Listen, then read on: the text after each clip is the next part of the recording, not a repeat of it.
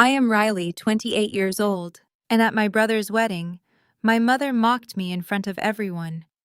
Standing on the decorated stage, she pointed directly at my table and announced that I was uneducated and worthless.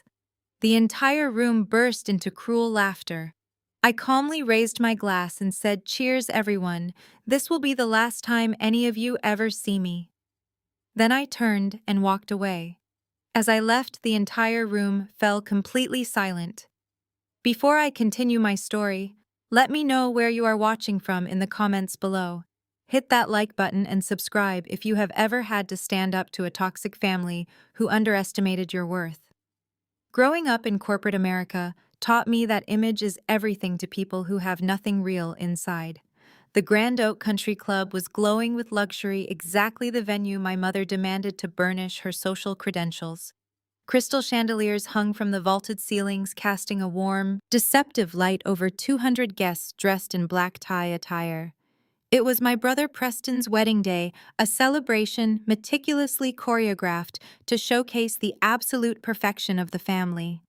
Preston, at 32, was the crowned prince, the tech entrepreneur who could do no wrong in our parents' eyes.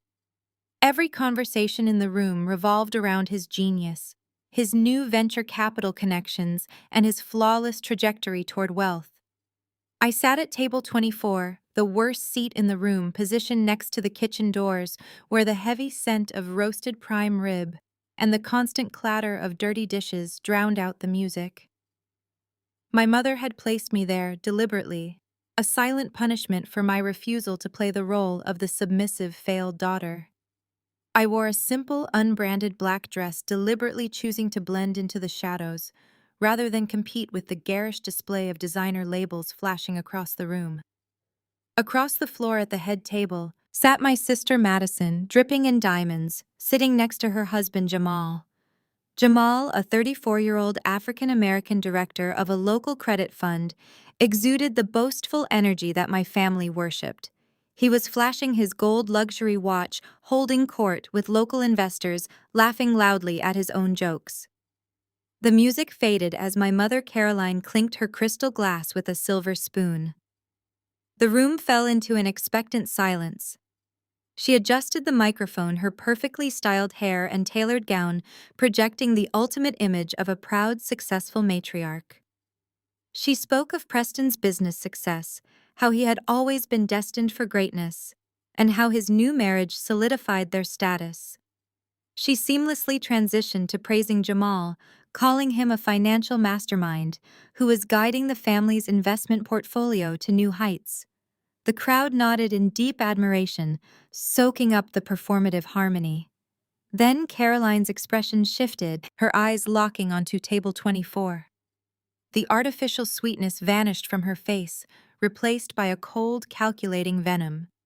She raised her glass higher, ensuring every eye followed her gaze directly to me.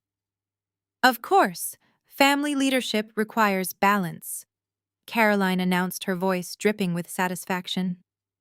"While we celebrate Preston's magnificent milestone and Jamal's financial genius, we must also acknowledge our burdens. Look at my daughter Riley, 28 years old, no college degree, no real career, and still quietly living off the family's goodwill while the rest of us build empires. It takes a special kind of comfort to sit in a room like this and contribute absolutely nothing."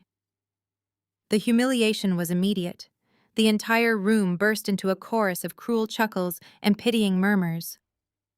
I saw Madison whisper something to Jamal, who let out a loud, arrogant laugh, shaking his head in mock disappointment. Preston stood beside his new bride, a smug, triumphant smirk plastered across his face. They expected me to shrink, to burst into tears, or to run out of the room crying in embarrassment, confirming the narrative of the fragile, pathetic failure they had spent years constructing. But I did not cry. I didn't feel shame, because a person cannot be humiliated by people they no longer respect. I slowly pushed my chair back, the wooden legs scraping softly against the polished floor. I stood entirely straight, my posture radiating a calm, unbothered confidence that caught the front table off guard. I reached down, lifted my glass of water, and locked eyes directly with my mother. The room began to quiet down, the guests sensing a shift in the air, the laughter dying into curious murmurs. "Cheers, everyone," I said, my voice carrying clearly through the sudden silence without the aid of a microphone. "This will be the last time any of you ever see me." I set the glass down with a soft click, turned on my heel, and began walking toward the exit. I didn't rush. I walked with the steady, measured pace of a woman who knew exactly who she was. The whispers faded, completely replaced by a heavy, stunned silence that blanketed the entire ballroom. My family's performative triumph had suddenly been deflated by a single unbothered departure. I pushed past the velvet curtains and approached the grand mahogany exit doors, ready to leave their toxicity behind forever. But just as my hand brushed the cold brass handle, a rough grip slammed onto my shoulder, violently spinning me around. Preston stood before me, his face flushed with anger, his eyes darting back toward the ballroom to ensure the guests couldn't hear us. He aggressively grabbed my arm, his fingers digging into my skin as he snatched the half-empty water glass I was still carrying, slamming it onto a nearby tray. "What the hell do you think you're doing, Riley?" He hissed, his voice a sharp, venomous whisper. "Are you really trying to throw a pathetic tantrum and ruin my wedding day, just like you ruined everything 8 years ago when you dropped out of college?" I didn't flinch. I pulled my arm out of his grip with a slow, deliberate motion, looking directly into his eyes. The sheer audacity of his words didn't wound me anymore. It simply cemented the absolute disgust I felt for the man standing in front of me. "I didn't drop out of college, Preston," I replied, my voice steady, ice cold, and entirely devoid of the fear he expected. "Let's be completely honest for once in your life. Caroline and Dad cornered me in the kitchen, demanded my banking information, and legally forced me to empty my entire college savings account.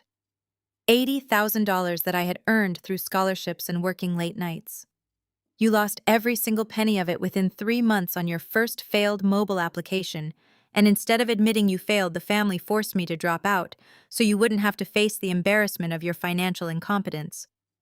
Preston's jaw tightened, his fingers clenching into fists as the truth hit his carefully constructed ego. He looked around nervously, adjusting the lapels of his expensive tuxedo. "That was an investment in the family's future. Riley, parents made that decision because I actually have potential. You were just studying art and basic design. It was a worthless path. I am a CEO. I build things. You were always just a burden." I let out a soft, sharp laugh, stepping closer to him so he could feel the absolute lack of power he held over me. "An investment. I spent the last 8 years working 3 jobs just to keep a roof over my head.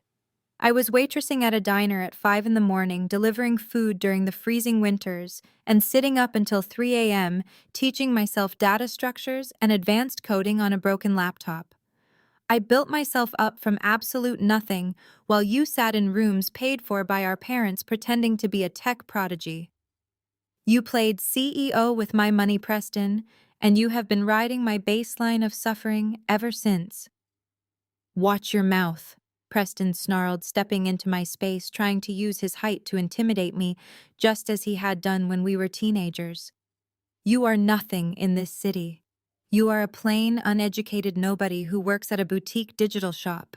Parents are embarrassed to even admit you live in the same state. If it wasn't for Mom's pity, you wouldn't even have a ticket to this country club tonight. You should be on your knees thanking us for including you in the family narrative." The sheer delusion of his words was breathtaking. For 8 years, I had deliberately kept my professional life completely hidden from them. I had watched as they blocked my number, ignored my milestones, and selectively edited me out of holiday cards. They constructed a comfortable lie that I was a struggling low-level assistant because admitting that the daughter they abandoned was actually surviving would mean admitting they were wrong. I looked at the spilled water on the carpet, then back up at his red, furious face. "The family narrative is a fiction, Preston. And tonight, I am officially opting out of the script. Go back to your bride. Go back to the stage where Caroline is telling everyone how magnificent you are. Enjoy the applause while it lasts, because the foundation you are standing on is incredibly hollow." Preston raised his hand, pointing a trembling finger directly at my face. If you walk out those doors tonight, Riley, do not ever look back. You are dead to this family. You will never see a single dime of inheritance, and you will never be welcome in our home again. We will erase you completely. You cannot erase someone who already chose to leave, I whispered, turning my back on him. I pushed the heavy mahogany doors open, stepping out into the crisp, cool autumn air of the driveway.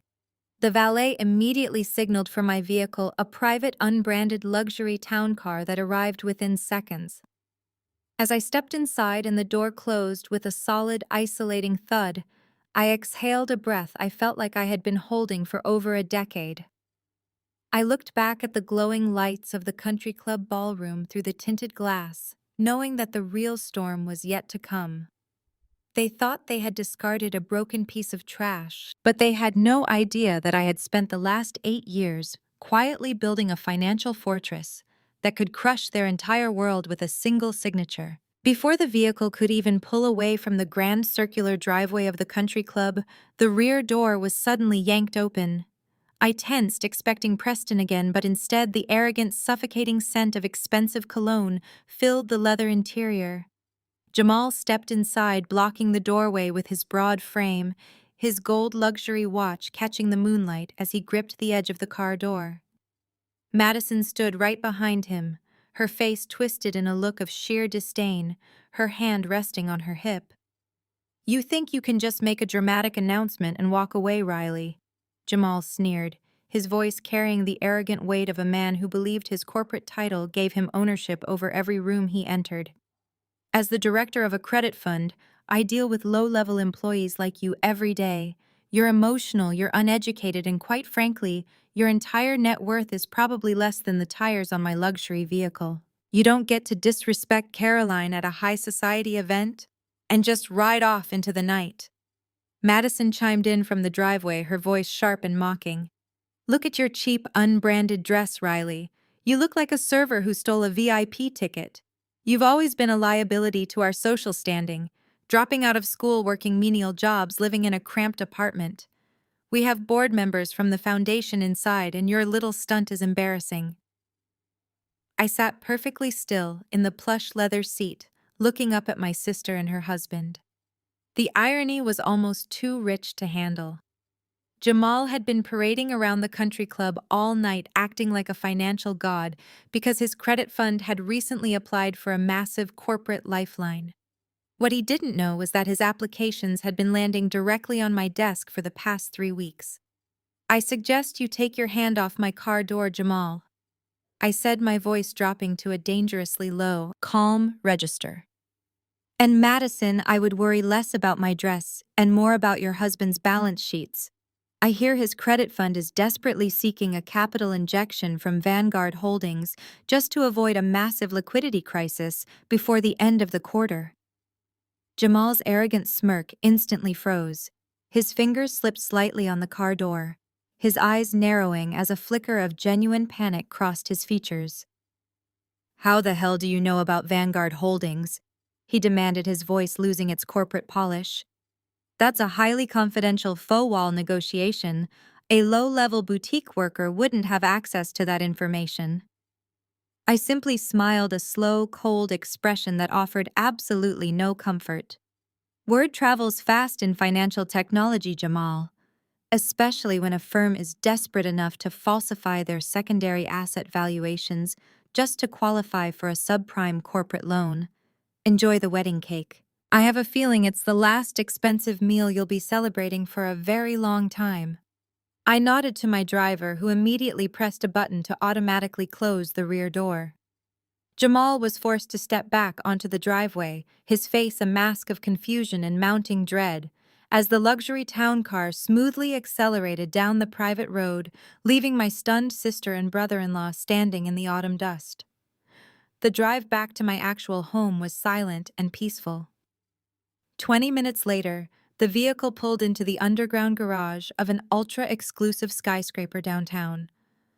The private elevator took me directly to the penthouse suite, a sprawling minimalist masterpiece of glass and steel that overlooked the entire city skyline. This was my sanctuary, a multi-million-dollar fortress, paid for entirely by the financial risk assessment software company I had secretly founded 5 years ago. I stripped off my custom couture dress, poured myself a glass of water, and sat at my desk looking at the glowing monitors displaying real-time market data and corporate portfolios. My family thought I was a failure because I didn't have a corporate title at a traditional firm or a degree from an Ivy League school, but I had built an automated financial empire that operated entirely in the shadows. For 4 days, the world was completely quiet. I ignored their calls, blocked their numbers, and focused entirely on finalizing a massive corporate acquisition through my venture capital firm, Vanguard Holdings.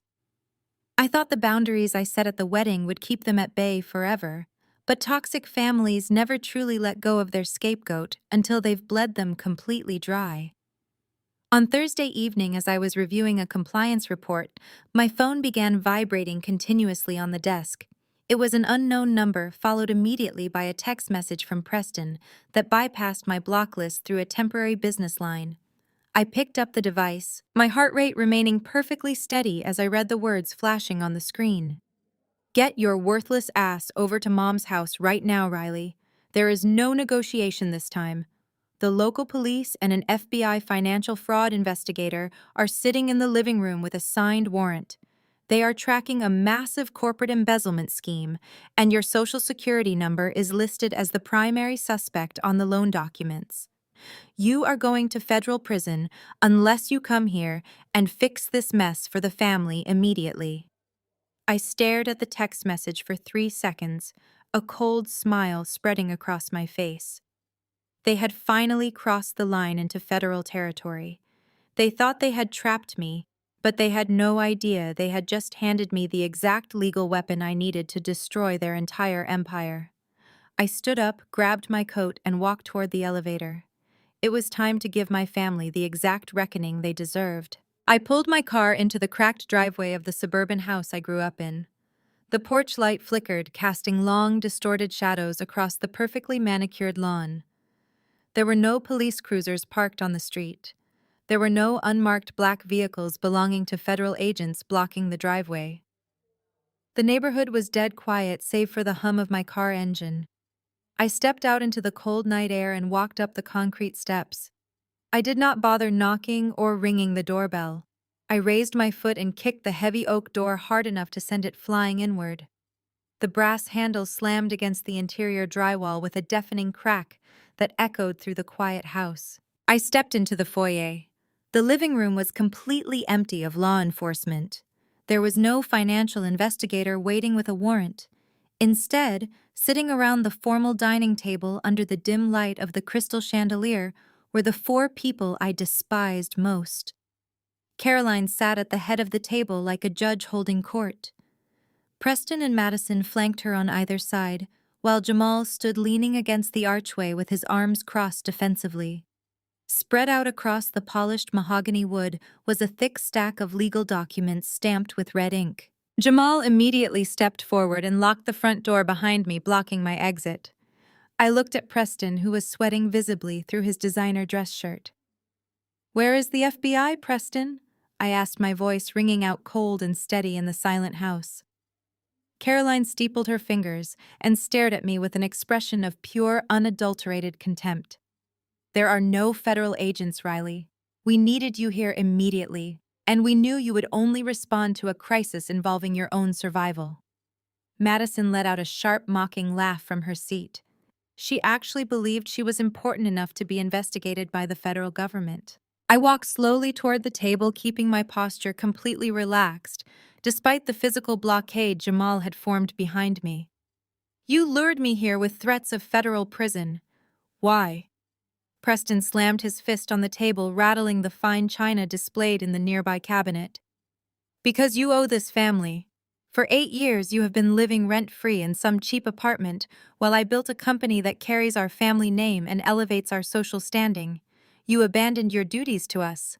Now it is time for you to finally pay your dues and make yourself useful." Caroline reached out and slid a thick, heavy piece of paper across the polished wood. It stopped right at the edge of the table, inches from my hands. "Pick it up," she ordered.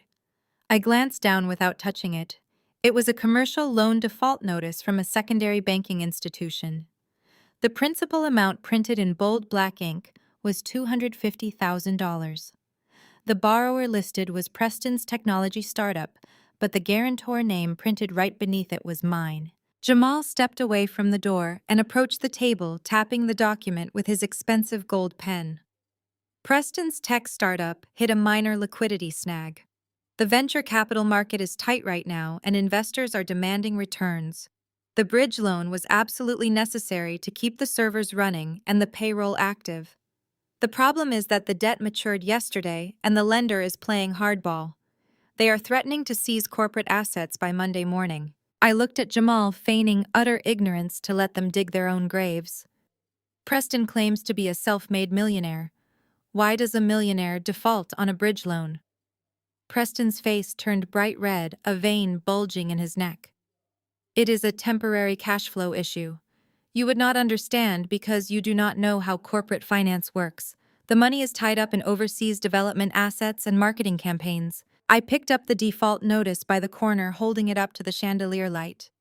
And why is my name listed as the primary financial guarantor on a corporate loan for a company I have absolutely nothing to do with? Caroline stood up, her diamond necklace catching the light as she glared down at me. Because Preston's credit was temporarily overextended due to his wedding expenses. He needed a clean guarantor to secure the funds quickly.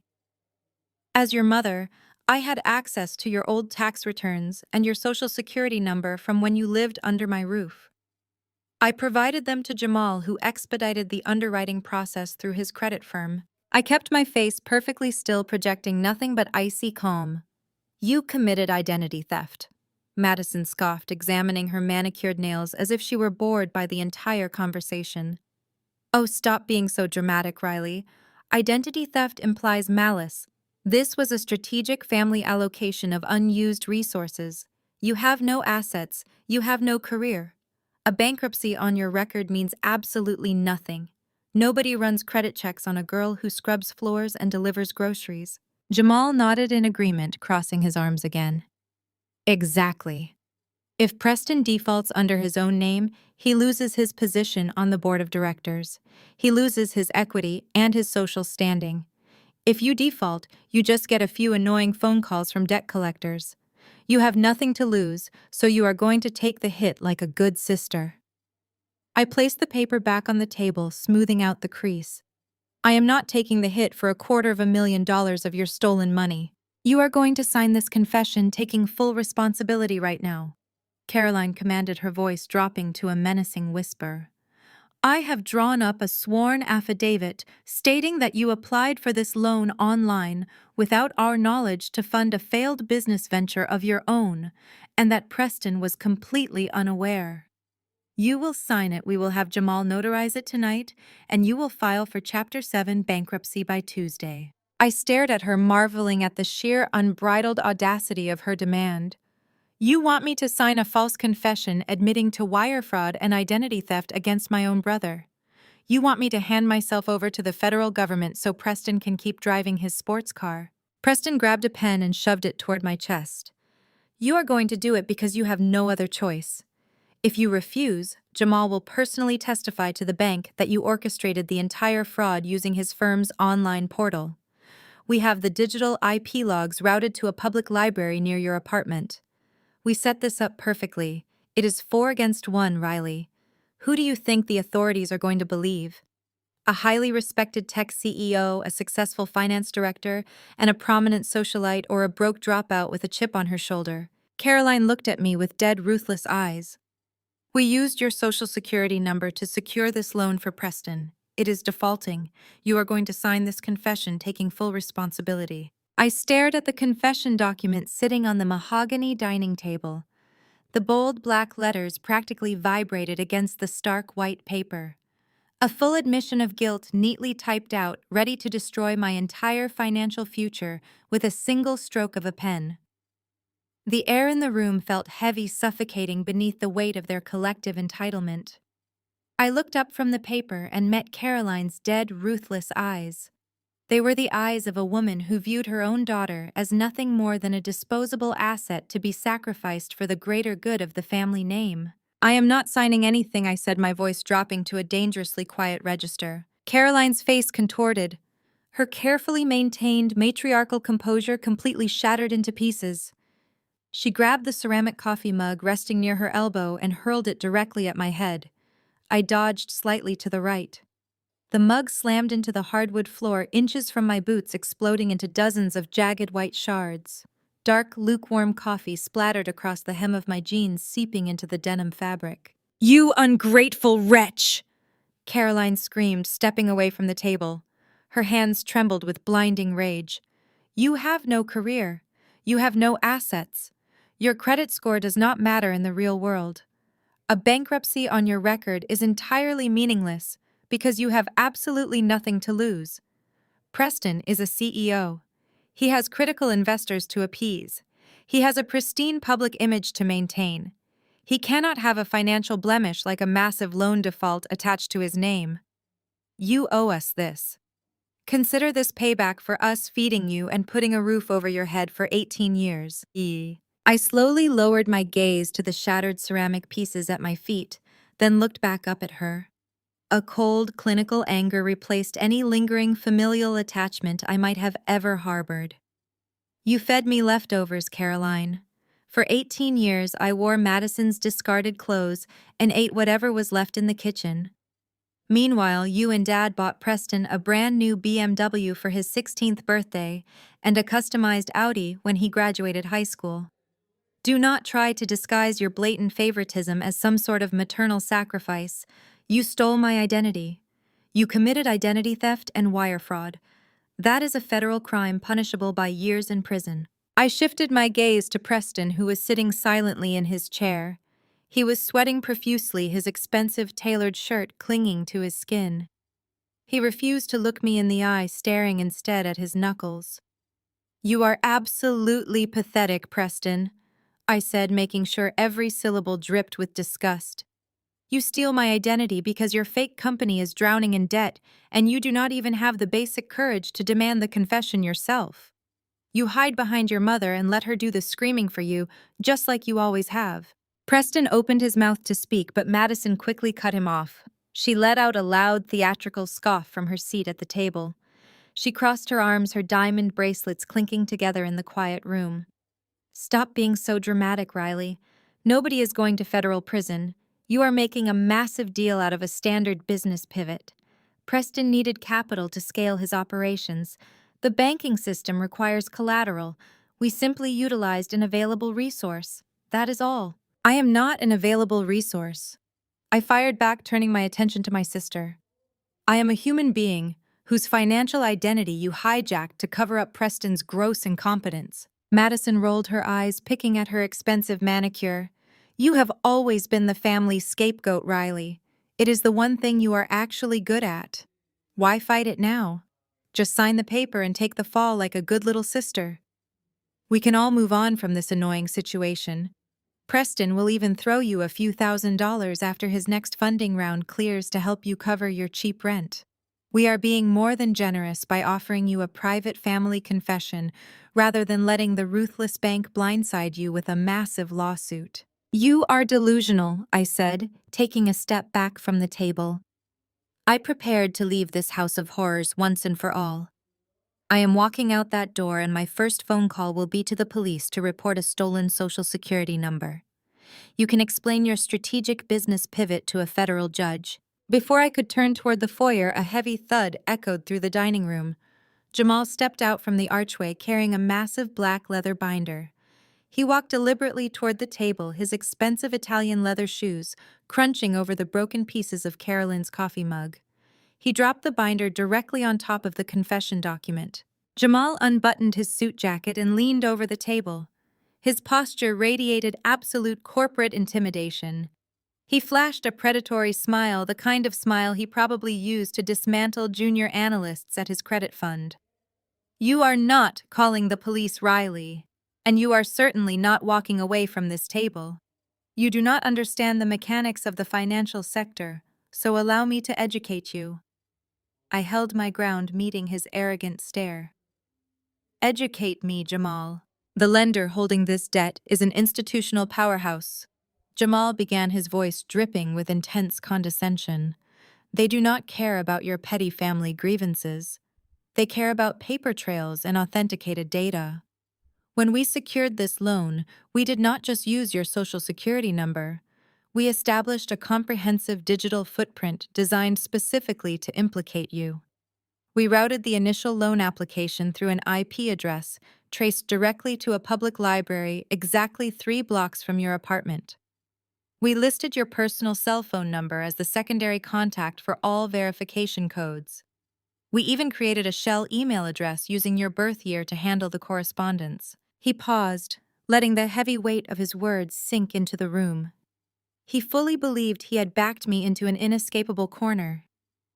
He flipped open the thick leather binder, revealing dozens of pages of loan disbursement documents, bank transfer authorizations, and dense legal agreements.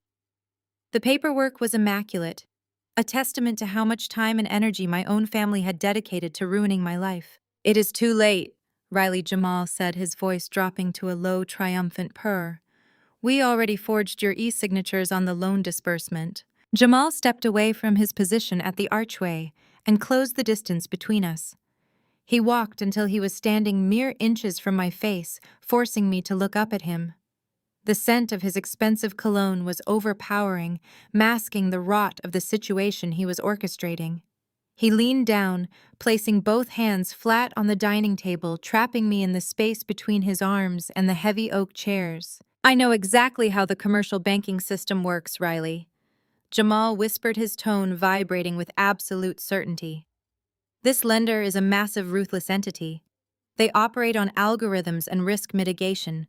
They do not care about some tragic sob story from a girl claiming her family betrayed her. They care about who is on the paperwork. Your digital fingerprints are all over this transaction. If you refuse to sign this internal family confession tonight, I will make sure you take the fall the hard way." Madison stood up from her chair, crossing the room to stand behind her husband. She placed a manicured hand on Jamal's shoulder, smiling at me with a sickening display of sisterly pity. "Listen to him, Riley. Jamal manages millions. He knows the legal loopholes. If you make this difficult, we will all simply tell the investigators the exact same story. You were desperate for cash. You stole Preston's company credentials. You orchestrated the entire fraud because you were jealous of his success." Jamal nodded, his eyes locked onto mine, searching for any sign of panic or surrender. "If you do not sign that paper right now, I will personally testify against you in federal court. I will take the stand as a credentialed financial director and swear under oath that you approached me for advice on how to structure a fraudulent loan. Preston will testify that you stole his corporate seals. Caroline will testify that you have a history of erratic, deceptive behavior. Who do you think a federal judge will believe? Us, or a college dropout with no verifiable income and no professional reputation?" He picked up the heavy metal pen from the table and held it out to me. The polished silver caught the light of the chandelier.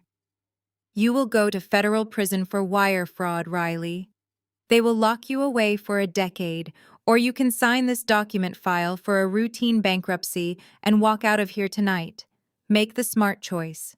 Preston let out a long, shaky breath, wiping the sweat from his forehead. "Just do it, Riley. Stop being stubborn. You owe us this. Just sign the paper and we can all go back to our normal lives." I looked at the silver pen in Jamal's outstretched hand. I looked at Madison's smug, triumphant face. I looked at Preston's cowardly relief. And finally, I looked at Caroline, who was watching me with the cold expectation of a warden demanding compliance from a prisoner. They had cornered their prey. They had built an airtight cage of lies, digital forgery, and legal threats. They fully expected me to break, to cry, to take the pen and sign my life away, just to escape the overwhelming pressure of their unified cruelty. I did not reach for the pen. Instead, I slowly reached my right hand into the deep pocket of my black trench coat. Jamal smiled, clearly assuming I was reaching for a tissue to dry the tears he expected to see. Madison let out a soft, mocking sigh, but my hand did not emerge with a tissue. I pulled out my smartphone. The screen was brightly illuminated, displaying a single active application. A bright red timer was ticking upward in the center of the screen, tracking an ongoing audio recording that had been running since the exact moment I kicked the front door open. The smug expression on Jamal's face vanished instantly. The color drained from Madison's cheeks, leaving her designer foundation looking like a pale, chalky mask. Preston actually took a physical step backward, stumbling against the edge of the dining table as the reality of the glowing red screen registered in his mind. I raised my thumb and pressed the large square button on the screen. The red timer stopped immediately.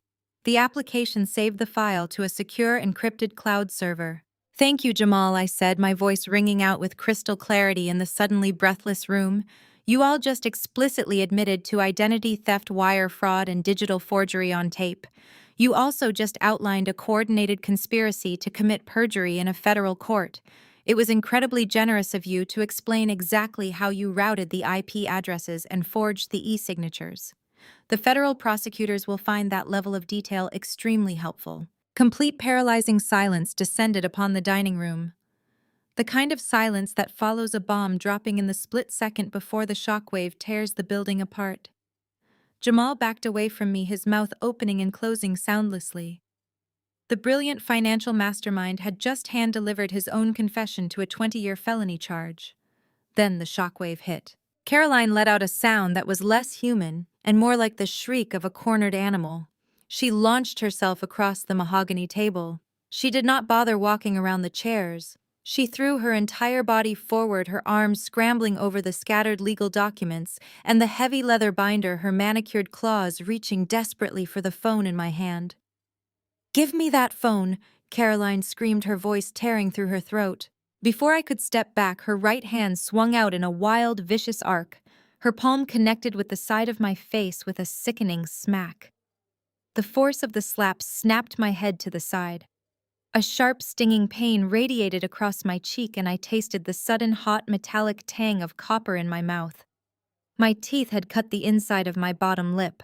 A single drop of dark red blood welled up and trickled down my chin, staining the pristine collar of my shirt. Caroline did not stop. Fueled by sheer panic and the realization that her entire life of privilege was about to burn to the ground, she lunged again. She reached out with both hands, her fingers hooking like talons, aiming directly for my device. "I will destroy that phone!" She shrieked, her eyes wide with madness. She expected me to cower. She expected the slap to stun me into submission, just as it had done when I was a terrified teenager living under her absolute authority. But I was no longer a teenager, and she had no authority left. As her hands darted toward my device, my left arm shot upward with practiced, effortless precision. I caught her wrists mid-air, my grip locking around her forearms like a steel vise. I twisted her arms down and pinned them firmly against the edge of the heavy wooden table, immobilizing her completely. The sudden, absolute physical control shocked her into silence.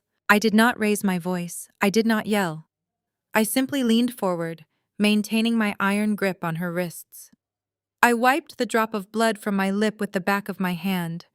I looked directly into her terrified, panicked eyes, and my own eyes turned completely ice cold. I released my iron grip, shoving her arms backward with a swift, calculated motion that forced her to stumble into her heavy oak chair. Carolyn collapsed against the velvet upholstery, gasping for air as her hands flew to her bruised wrists. The red marks from my fingers were already blooming against her pale skin. The entire dining room descended into a suffocating, breathless vacuum. For the first time in my entire existence, the physical dominance Caroline had always wielded over me was completely broken. Preston took a tentative step forward, his fists clenched, but he stopped immediately when I turned my gaze toward him. Jamal remained frozen near the archway, his hands still hovering over his expensive leather binder, entirely unsure of how to handle a target who refused to play the victim. I stood tall, rolling my shoulders back. I could still taste the sharp metallic tang of blood pooling in the corner of my mouth from where her ring had clipped my lip. I did not wipe it away again. Let them look at the physical evidence of their own desperation.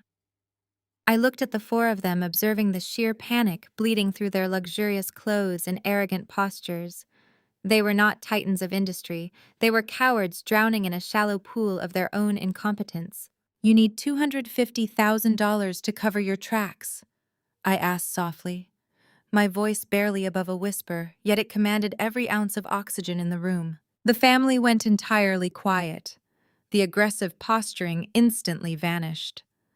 Preston let out a long, shaky breath of relief, wiping the beads of sweat from his forehead with the back of his hand. Jamal relaxed his shoulders, a smug, victorious smile creeping back onto his face. Caroline stopped rubbing her wrists, sitting up straighter, her chest heaving as she adjusted her diamond necklace. They exchanged triumphant glances. In their minds, the physical altercation and the overwhelming threat of federal prison had finally achieved their goal. They thought they had broken me. They truly believed I was submitting to their demands out of sheer terror. "I told you she just needed a firm reality check," Jamal stated, smoothing his silk tie with practiced arrogance. "Yes, Riley, the principal debt is $250,000. Sign the internal family confession, initiate the bankruptcy proceedings, and my firm will handle the logistics of the default with the lender. You take the blemish, Preston keeps his company, and we all walk away clean." I shook my head slowly, keeping my eyes locked on Caroline. "I am not signing a false confession. I am not taking a bankruptcy for Preston, and I am certainly not going to federal prison so this family can maintain a country club membership." Preston slammed his hand against the mahogany table. "Then what the hell are you saying, Riley? You just admitted you know we need the money." "I am saying that I will pay it," I replied, my voice echoing coldly off the vaulted ceiling. A heavy, stunned silence blanketed the room for 3 long seconds. Then Madison threw her head back and burst into a fit of loud, hysterical laughter. The sound was sharp, mocking, and filled with absolute disdain. She clutched her stomach, pointing a manicured finger directly at my unbranded trench coat. "You are going to pay it," Madison choked out between bursts of cruel laughter. "With what, Riley? Are you going to empty your precious little savings account? Are you going to sell your organs on the black market? You work at a boutique digital shop and live in a shoebox? Are you going to walk into a strip mall and ask for a payday loan for $250,000? Preston joined in the laughter, shaking his head in mock pity. "This is pathetic, Riley. You do not even have the credit score to finance a used Honda, let alone pay off a massive corporate debt. Stop embarrassing yourself and just sign the paper. You cannot magically conjure that kind of wealth." I let them laugh. I let them soak in their own superiority, allowing them to dig their trap as deep as possible. When their chuckles finally subsided into condescending sneers, I stepped closer to the table. "Meet me at the Monarch restaurant this Friday at 7 in the evening," I instructed, my tone slicing through their amusement like a blade. "I will bring a certified cashier's check to settle this garbage once and for all. You get your money to pay off your ruthless lender, and in exchange you hand over every single piece of forged documentation. The IP logs, the digital signatures, the loan applications, and Jamal's little binder. You hand it all to me, and you never contact me again." Jamal scoffed, crossing his arms defensively. "The Monarch. That is an ultra-exclusive Michelin-starred establishment. They have a 6-month waiting list and a strict dress code. They will not even let someone like you through the front door. You are bluffing to buy yourself time." "Friday at 7. I repeated, ignoring his insult entirely. "Bring the binder and the evidence. If you do not show up, or if you try to file those forged documents with the bank, before then, my cloud server automatically forwards the audio recording of this entire conversation directly to the FBI field office downtown. You have my terms. Take them or prepare for federal indictments." Caroline glared at me, her jaw tightly clenched. She looked at Jamal, who gave a curt, reluctant nod. "Fine," Caroline hissed, her eyes narrowing with malicious intent. "If you want to humiliate yourself by pretending you have access to that kind of capital, we will play your little game. We will be there. We will take your pathetic check. But if it bounces, or if you fail to produce the funds, Jamal files the paperwork on Monday morning, and we destroy you completely." "See you Friday," I said. I turned my back on them and walked out the front door, pulling the heavy wood shut behind me. I stepped out into the crisp, cool night air, breathing deeply as I walked down the driveway toward my waiting vehicle. They had accepted the invitation. They were eagerly counting down the days, practically salivating at the thought of bleeding me dry and proving my inferiority once and for all. They thought I was a desperate, panicked scapegoat walking blindly into a financial slaughterhouse. What my family had absolutely no idea about was that the Monarch, the lavish 3 Michelin-star restaurant where they expected to witness my ultimate humiliation, was a prime real estate asset, wholly owned and operated by my private holding company. I did not need a reservation because I owned the building. And far more importantly, they were entirely unaware of the greatest irony of their entire criminal scheme. The massive, ruthless financial entity that was currently threatening to seize Preston's corporate assets, the terrifying lender that Jamal was desperately trying to appease with $250,000, was Vanguard Holdings. They were attempting to steal my identity to pay off a debt they owed directly to me. The grand mahogany doors of the Monarch opened precisely at 7 o'clock on Friday evening. I was already seated at the premier corner booth, a secluded alcove bathed in warm amber light that offered a perfect vantage point of the entire dining room. The maitre d' led my family toward me, and I could barely suppress a laugh at their appearance. They had coordinated their outfits to project maximum wealth, draped in garish, logo-heavy designer clothing that clashed violently with the restaurant's understated minimalist elegance. Caroline wore a sequined dress that caught the ambient light like a disco ball, while Madison clutched a bright pink oversized luxury handbag. Preston and Jamal wore tailored suits that screamed desperation, their gold watches flashing obnoxiously as they took their seats. They looked less like titans of industry and more like tourists desperately trying to impersonate billionaires. They did not greet me. Caroline snatched the leather-bound menu from the table and snapped her fingers at the nearest waiter. The strategy was immediately obvious. They intended to rack up a bill so astronomically high that it would financially ruin me, cementing my public humiliation when I inevitably failed to pay it. Preston ordered 2 bottles of the most expensive vintage Bordeaux on the reserve list wines that cost more than my supposed yearly salary at the boutique digital shop. Madison demanded the golden Osetra caviar service with extra blinis, loudly complaining to the waiter that she only accepted the absolute highest grade available. Jamal and Preston both ordered the A5 Japanese Wagyu beef, heavily garnished with shaved black truffles, while Caroline insisted on a customized seafood tower featuring imported lobster and king crab. I sat quietly, my hands folded neatly in my lap, observing their ravenous display of entitlement. They were practically salivating not just for the food, but for the impending moment when the check would arrive. "You better hope your little credit card has a high limit, Riley," Preston sneered, swirling the ruby-red wine in his crystal glass. "Or maybe you should go back to the kitchen and ask the executive chef if they need an extra dishwasher for the next decade." Madison giggled, spreading a thick layer of caviar onto a toast point. "Let her enjoy her last meal, Preston.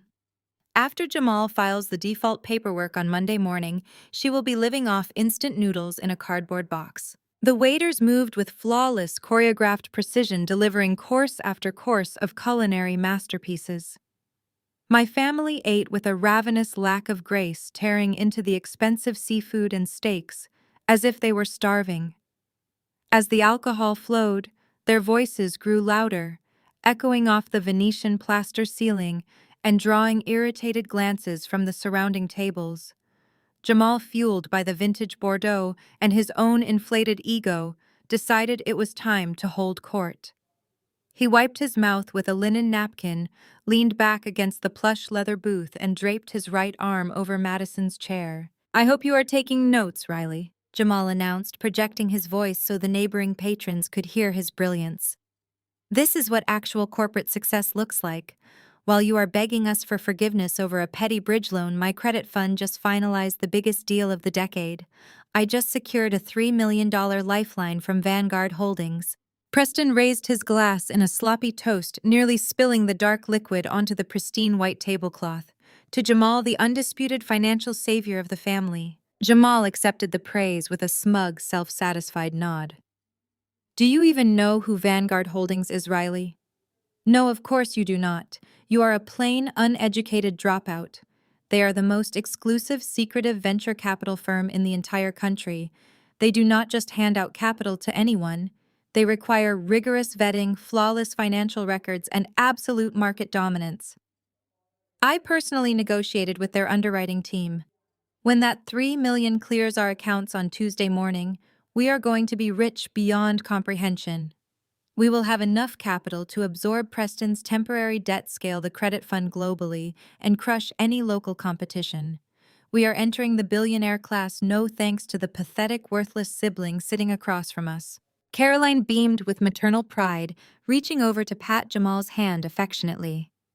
You have always been the son I truly deserve, Jamal. You know how to play the corporate game. You know how to win. Riley only knows how to drag us down. I did not flinch at the insults. I did not rise to the bait. I simply reached forward and picked up my crystal glass of sparkling water. The condensation was cool against my fingertips. I took a slow, measured sip, letting the silence stretch out just long enough to make the air feel thick and deeply uncomfortable. I set the glass back down on the table with a soft, deliberate click. Vanguard Holdings. I repeated, letting the name roll off my tongue with practiced familiarity. That is a highly prestigious firm, Jamal. They are known for their absolute zero-tolerance policy regarding corporate fraud. Jamal scoffed, waving his hand dismissively at my comment. I told you do not understand high-level finance. My firm is spotless. I leaned forward slightly, resting my forearms on the edge of the table. I locked eyes directly with him, dropping all pretense of the submissive, defeated sister.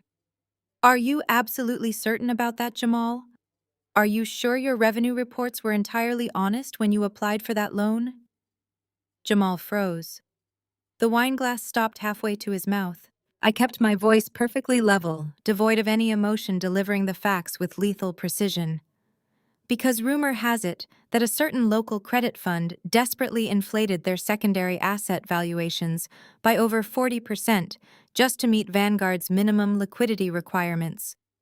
Rumor also has it that this same credit fund claimed 3 phantom offshore accounts as liquid capital to hide a massive impending bankruptcy from the federal auditors. The smug, arrogant mask on Jamal's face instantly evaporated. The color drained completely from his cheeks, leaving him looking sickly and pale under the amber lighting. The muscles in his jaw began to twitch uncontrollably. His eyes darted back and forth, a sudden suffocating panic replacing the vintage wine in his veins. He lowered his glass to the table, his hand shaking so violently that the crystal base rattled loudly against the polished wood. How do you know that? Jamal whispered, his voice cracking, entirely stripped of its former bravado. How could you possibly know about the offshore accounts? Those files are sealed. Preston stopped chewing his steak, sensing the sudden catastrophic shift in the atmosphere. Caroline and Madison stared at Jamal, bewildered by his sudden, unexplainable terror. They had expected me to cower. They had expected to bleed me dry. They had absolutely no idea that I held the match that was about to incinerate their entire fraudulent empire. Jamal remained frozen in the plush leather booth, the color completely draining from his face, until he looked physically ill. His mouth opened and closed silently, resembling a fish suffocating on dry land. The arrogant, untouchable finance director, who had spent the last hour bragging about his impending billions, was now sweating profusely under the dim amber lighting of the restaurant. He looked at me with wide, terrified eyes, desperately trying to calculate exactly how a supposedly broke dropout could have access to highly classified, sealed federal audit files. He knew that the phantom offshore accounts were buried under layers of encrypted shell companies. The fact that I knew about them meant his entire world was already collapsing. Madison, however, did not understand the intricate mechanisms of venture capital or the catastrophic legal implications of falsifying offshore revenue. She only understood social dynamics, hierarchy, and optics. All she saw was her powerful husband suddenly shrinking under the steady, unbothered gaze of her estranged sister. Unable to process Jamal's sudden, inexplicable weakness, she instinctively fell back on the only weapon she had ever successfully wielded against me: superficial cruelty. Madison slammed her crystal wine glass down onto the white tablecloth, sending a splash of dark red liquid over the rim. She leaned aggressively across the table, her face contorting into an ugly sneer as she pointed a sharp manicured finger directly at my chest. "Stop trying to confuse him with big corporate buzzwords you read on the internet, Riley," she snapped, her voice dripping with venom. "You are embarrassing yourself. Look at you. You walk into a Michelin-starred restaurant trying to act like a financial mastermind, but you look like you just walked off a shift cleaning hotel rooms." She gestured dismissively at my clothing, her heavy diamond bracelets clinking loudly in the quiet alcove. "Did you buy that at a thrift store? There is not a single designer label on it. You look like a maid who wandered into the dining room by mistake. It is frankly insulting that the maitre d' even allowed you past the lobby looking like absolute trash." I glanced down at my dress, feeling a brief flicker of genuine amusement beneath my calm exterior. My family was so accustomed to drowning themselves in gaudy, logo-plastered luxury items to prove their worth that they were entirely blind to actual quality. The dress Madison was currently mocking was not from a discount rack. It was a $15,000 custom couture piece, hand-stitched from midnight silk in Milan, tailored perfectly to my measurements. It carried no obvious branding because true wealth does not need to scream for attention. It simply exists. But I did not bother correcting her. Explaining quiet luxury to Madison was like trying to explain quantum physics to a toddler. "I am quite comfortable with what I am wearing, Madison," I replied smoothly, resting my hands lightly on the table. "But I appreciate your deep concern for my wardrobe. Perhaps you should redirect that intense focus toward your husband's impending federal indictment." Before Jamal could recover enough to process my threat, Preston completely lost his patience. Oblivious to the mounting panic radiating from his brother-in-law, Preston was entirely consumed by his own immediate survival. He did not care about Jamal's credit fund or Madison's fashion critiques.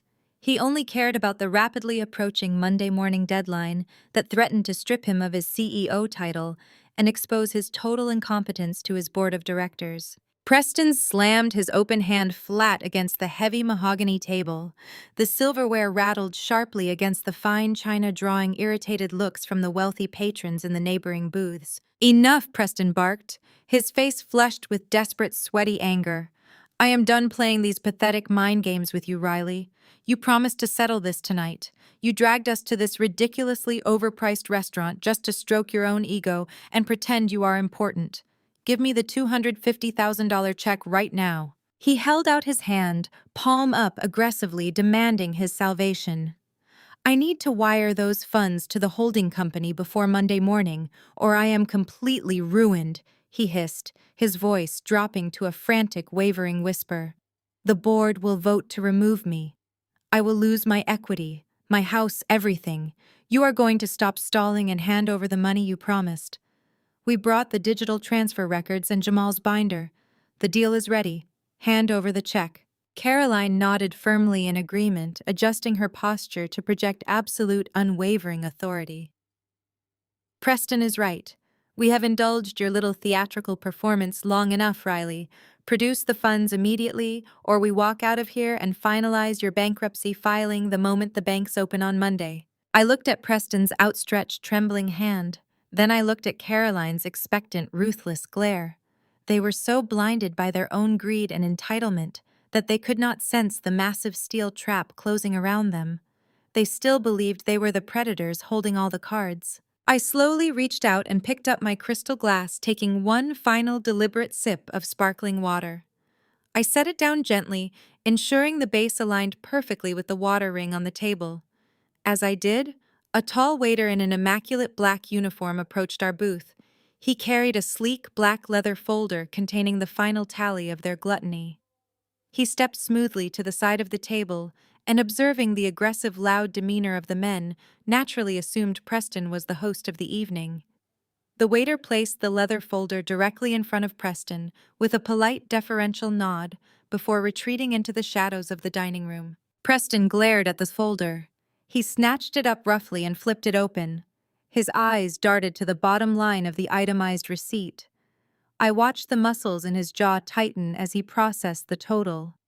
They had deliberately ordered the most extravagantly priced items on the reserve menu, bottles of vintage wine they barely drank, imported caviar, truffles, and prime cuts of Wagyu beef, purely to inflate the cost to a staggering degree. Preston let out a harsh, derisive scoff.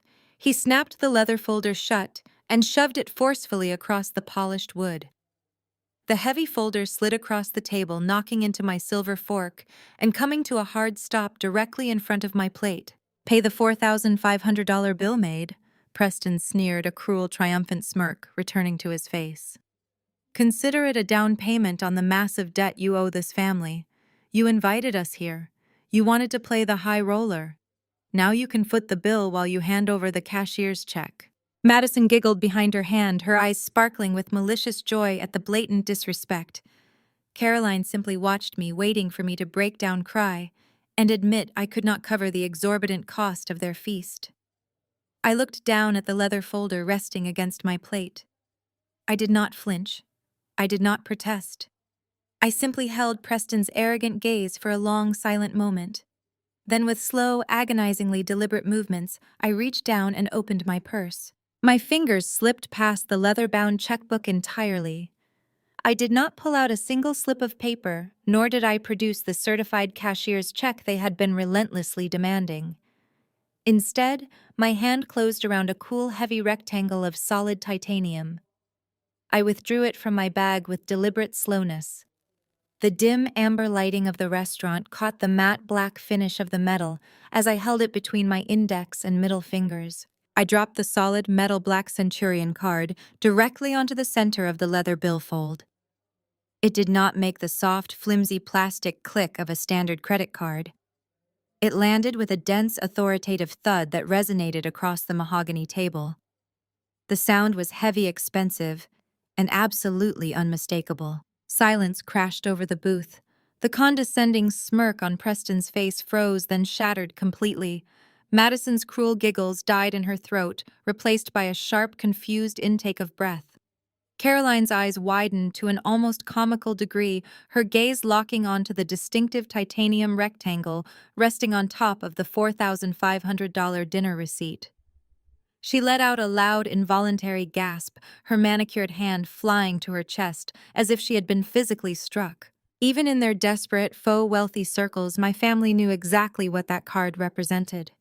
It was not a piece of credit you could simply apply for online.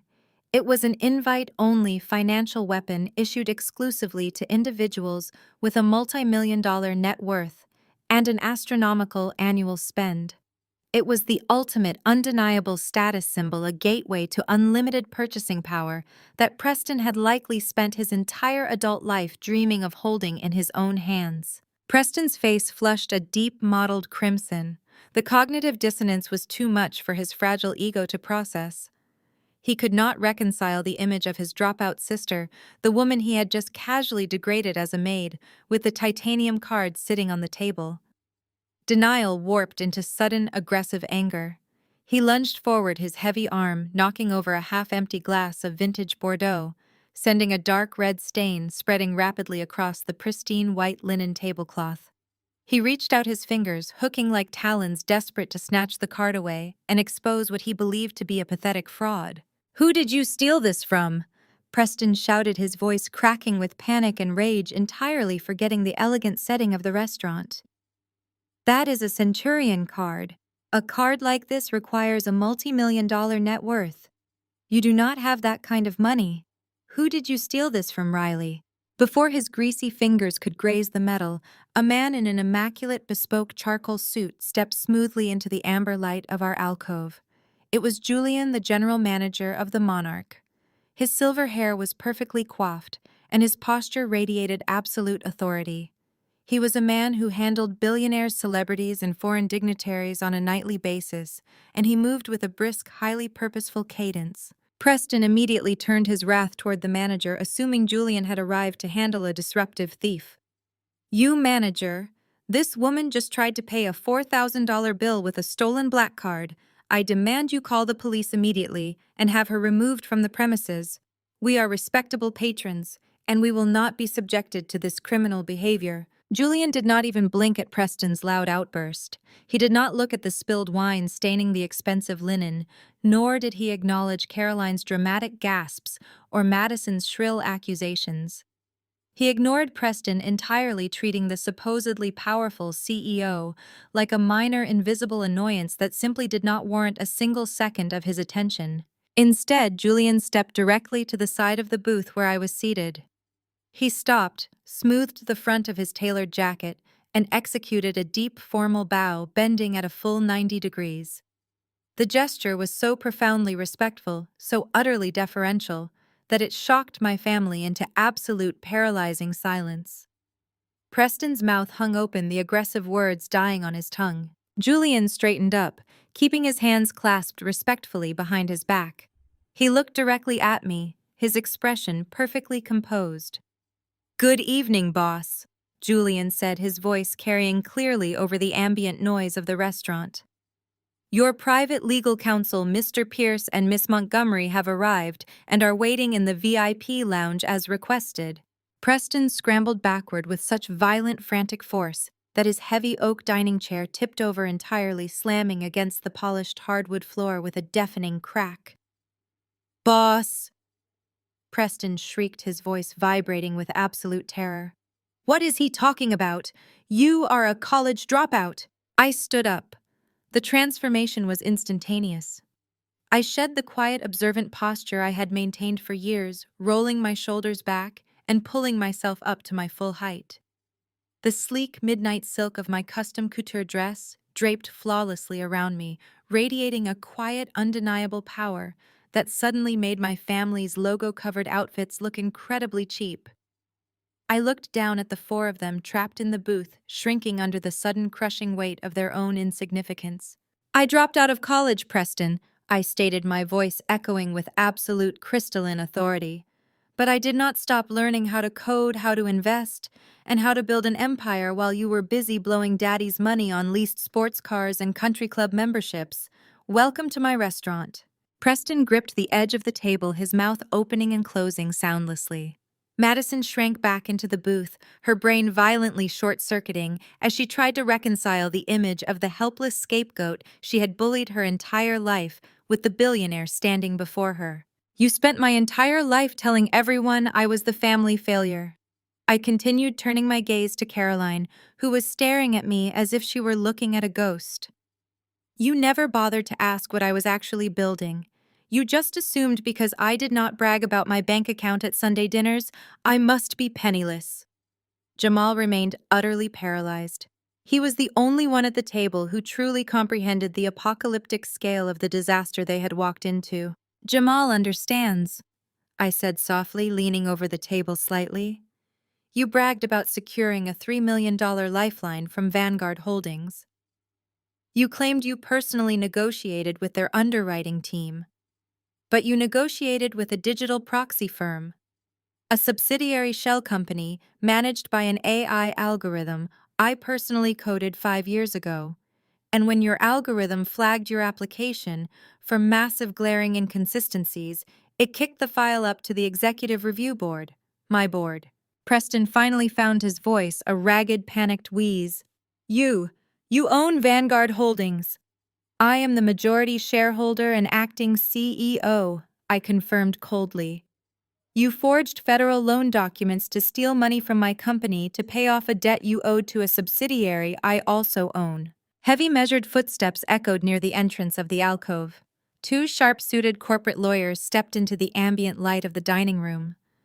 Mr. Pierce, a tall, imposing man with silver hair and a ruthless reputation, carried a thick, leather-bound briefcase. Ms. Montgomery stood beside him, her expression carved from ice, holding a tablet displaying a mountain of digital evidence. They stopped just behind my chair, radiating legal devastation. I gestured gracefully toward them, my eyes locking onto Preston's terrified face.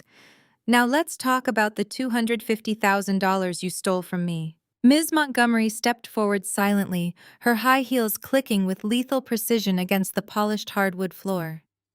She did not spare a single glance for Madison or Caroline. Her face remained a perfect, unreadable mask of corporate efficiency, as she handed me a thick, heavy manila folder sealed with bold red federal stamps. I took the dossier, feeling its satisfying, substantial weight in my hands. It was the culmination of months of meticulous forensic accounting, tracking every desperate illegal move my brother had made to keep his failing company afloat. I lifted the dossier and dropped it directly onto Preston's plate. The heavy stack of legal documents slammed into the center of his half-eaten prime Wagyu beef. Thick, dark truffle au jus splattered across the pristine white tablecloth, spotting Preston's expensive silk tie and splashing onto Madison's wrists. Madison shrieked frantically, wiping the dark sauce off her skin, but Preston did not even blink. His eyes were glued to the red stamps on the folder. 8 years ago, I taught myself algorithms while scrubbing floors. I said, my voice cutting cleanly through Madison's hysterical whining. I spent my nights cleaning corporate office buildings, emptying trash cans for executives, just like you, just to pay for cheap servers. While you all spent your time laughing at my cheap clothes and calling me a useless dropout, I was working. You threw me out of the house with nothing but a trash bag because I refused to fit into your perfect, shallow mold. But I paid attention. I watched how the money moved. I built a financial risk assessment AI from scratch in a freezing studio apartment. Today, that exact AI is the backbone of Wall Street. Preston stared at the folder. He saw the Vanguard Holdings crest embossed in the top corner. He saw his own name, his company's name, and the words Federal Indictment Inquiry, printed in bold, uncompromising black ink. He recoiled, physically pressing his back so hard against the leather booth that the upholstery squeaked in protest. He looked as though the manila folder sitting on his ruined dinner was a live explosive device. Caroline attempted to intervene desperately, trying to summon the icy matriarchal authority she had wielded over me since childhood. Riley, stop this ridiculous charade immediately, she demanded, her voice wavering despite her best efforts to sound commanding. You are embarrassing this family. Whatever little stunt you have pulled with these hired actors, it ends now. You will pick up this mess, you will apologize to your brother, and you will sign the check you owe him. I did not raise my voice. I simply turned my head and looked directly at my mother. The total lack of emotion in my eyes finally made her falter. Caroline, you are sitting in a restaurant. You cannot afford wearing jewelry bought on maxed-out credit cards, defending a son who is hours away from wearing a federal prison jumpsuit, I stated flatly. You have absolutely no authority here. You lost the right to parent me the day you watched Dad throw me out onto the street and lock the door behind me. Do not speak to me again unless spoken to. Caroline's mouth snapped shut. The blood drained from her face, leaving her looking old and entirely powerless. Preston grabbed the edge of the table, his knuckles turning white.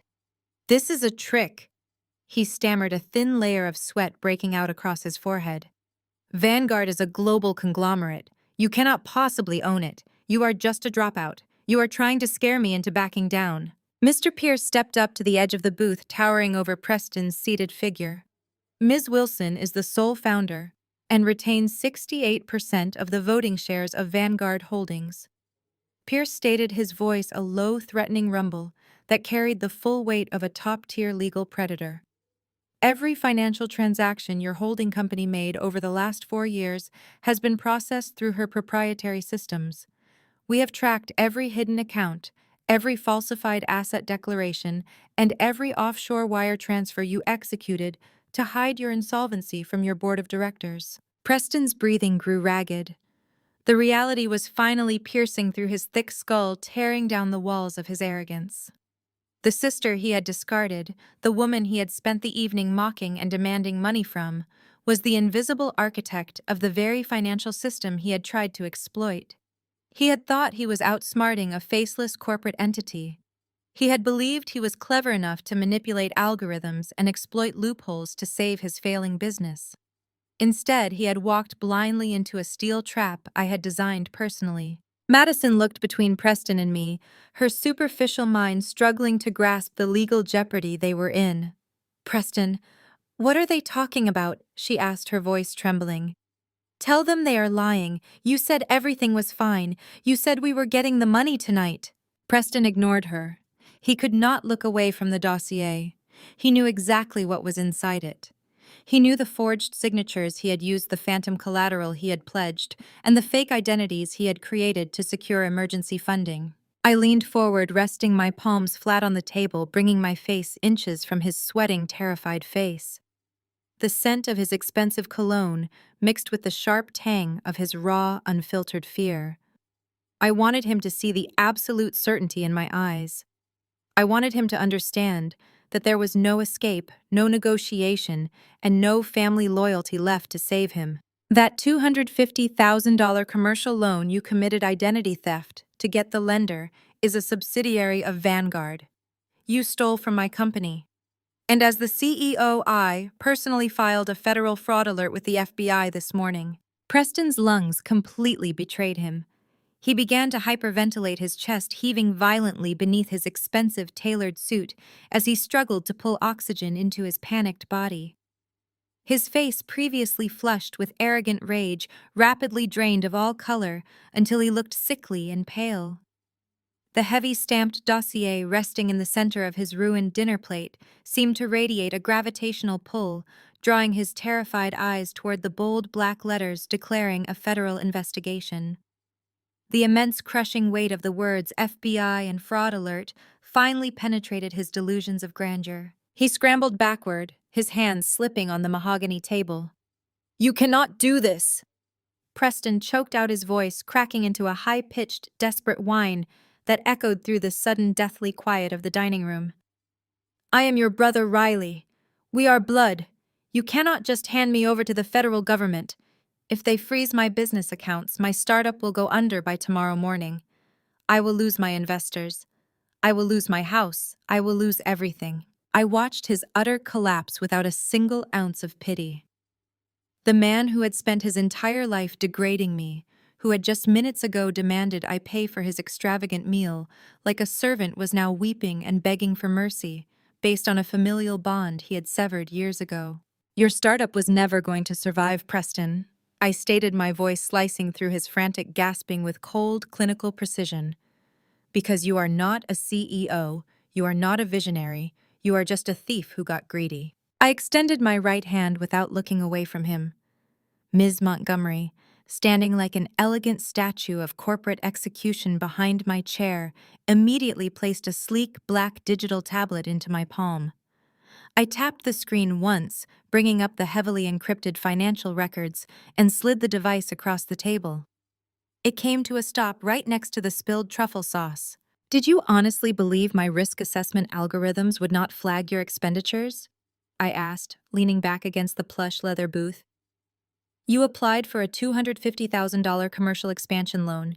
You submitted forged quarterly projections and claimed the capital was strictly for hiring software developers, upgrading your server infrastructure, and launching a national marketing campaign. But those funds never reached your business development accounts, did they?" Preston stared at the glowing screen of the tablet.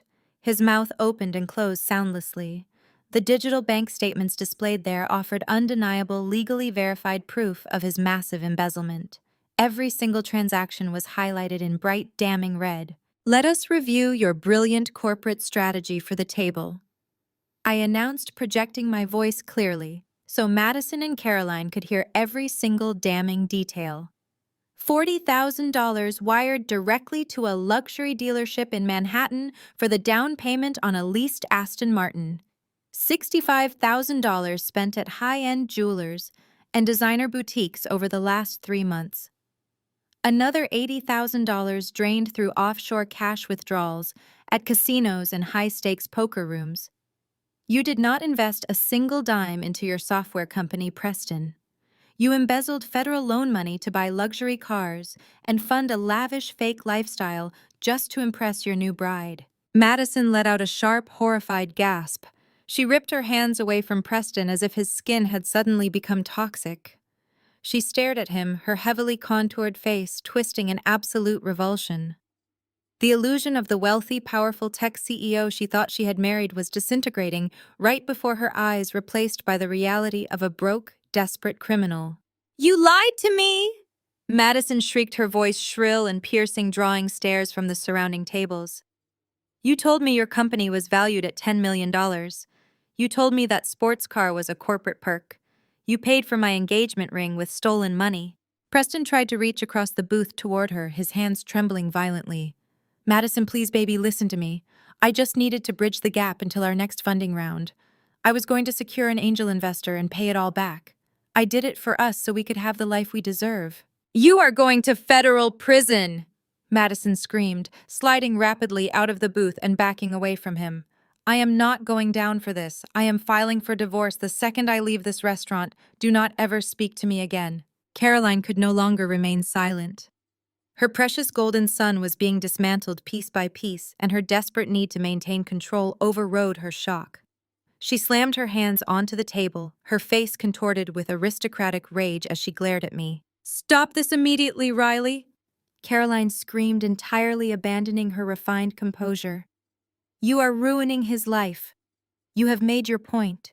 You have your money and your little tech empire. Now call your lawyers off and cancel this absurd FBI report right now. He is your flesh and blood. You will not destroy your own brother over a simple financial mistake. I slowly turned my head toward Caroline. The sheer blinding entitlement in her voice was staggering. She still believed she could command me. She still believed that Preston's crimes were mere missteps, while my mere existence had always been treated as an unforgivable flaw. A simple financial mistake is forgetting to pay a credit card bill, Caroline, I replied, my voice dropping to a freezing, lethal register that made her flinch. Committing wire fraud, forging identity documents, and embezzling $250,000 from a federally backed financial institution is a string of serious felonies.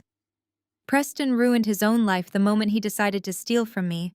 I am simply delivering the receipt. Caroline opened her mouth to scream another demand, but I cut her off. I had indulged her frantic maternal panic long enough. It was time to execute the final phase of the evening. I turned my freezing gaze away from my hyperventilating brother and my screaming mother, shifting my absolute focus to the far end of the booth. Jamal had been sitting in complete, terrifying silence this entire time. He had watched Preston get financially and legally obliterated without moving a single muscle. He was sweating so profusely that his custom-tailored collar was soaked through and his eyes were wide with impending doom. He knew exactly what was coming next.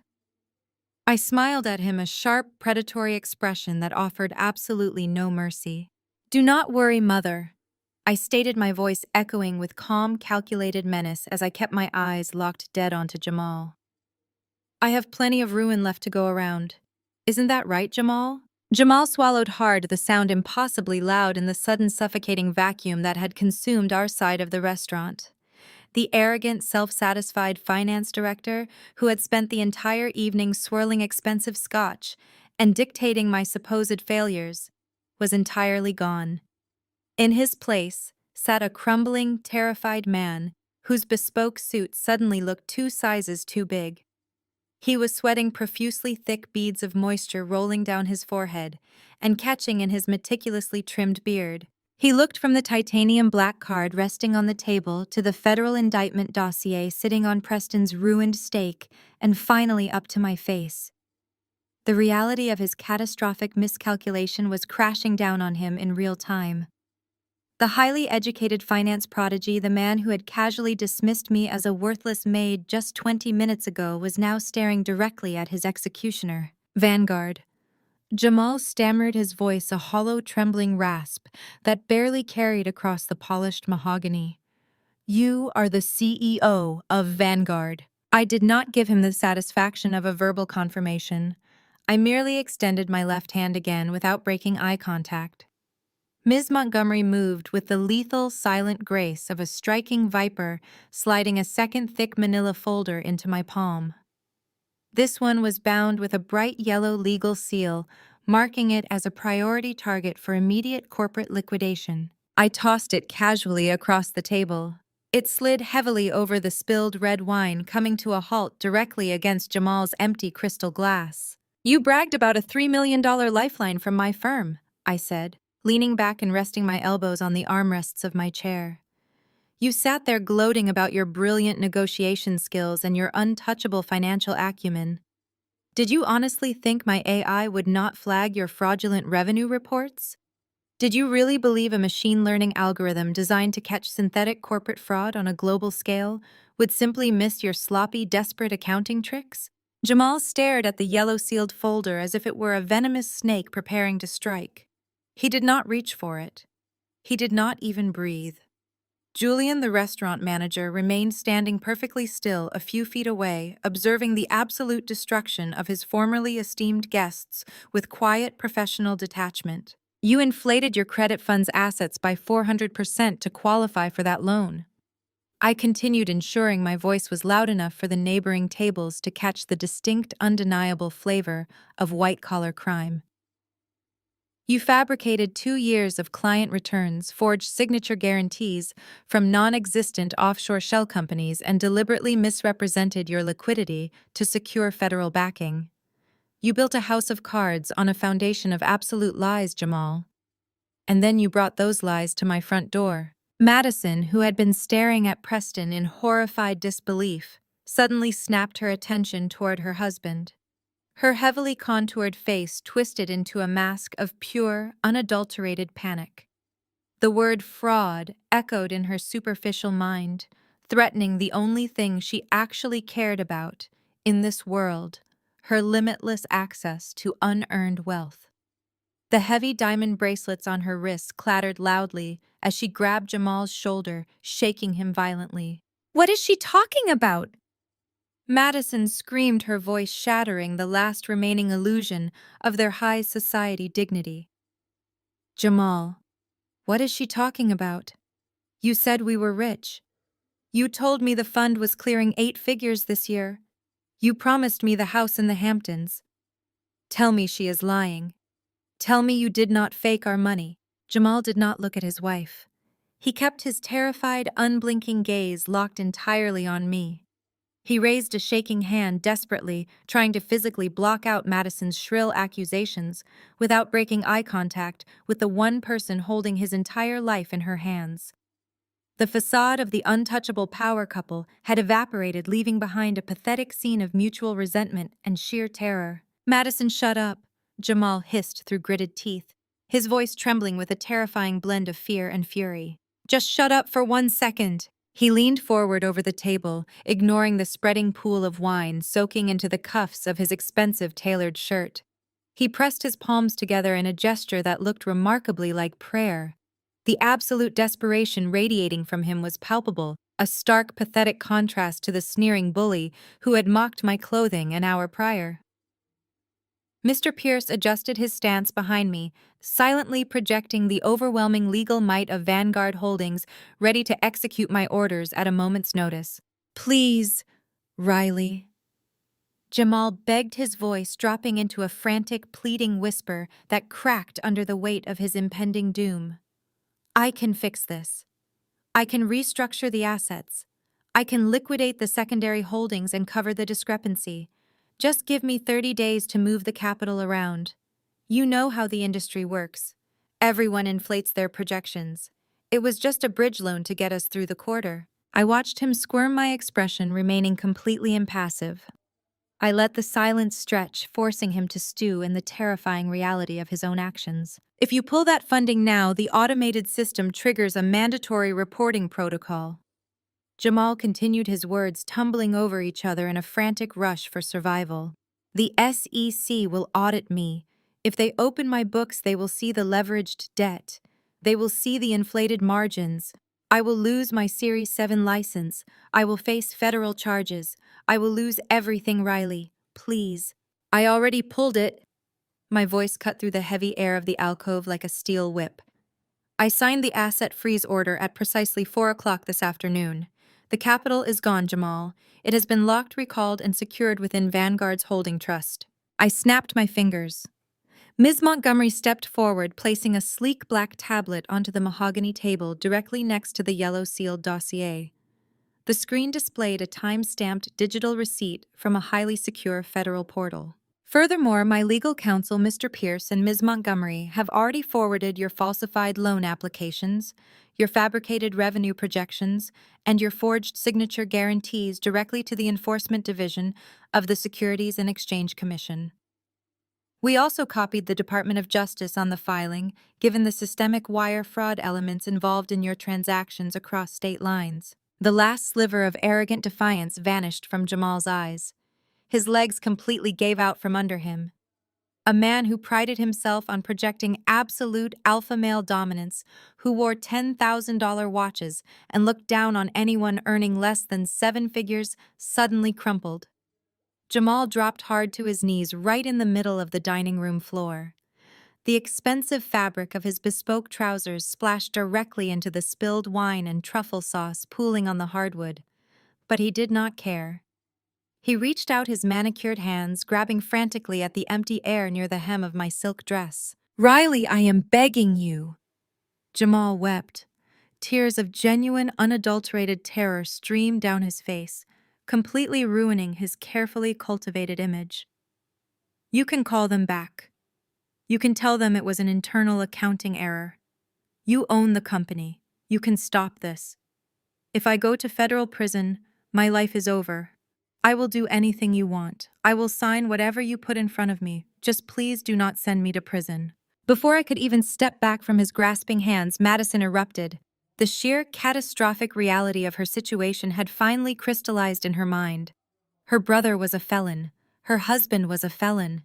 The limitless bank accounts and the platinum credit cards she had spent her entire adult life worshipping were completely vaporized. She let out a piercing animalistic shriek and threw herself at Jamal.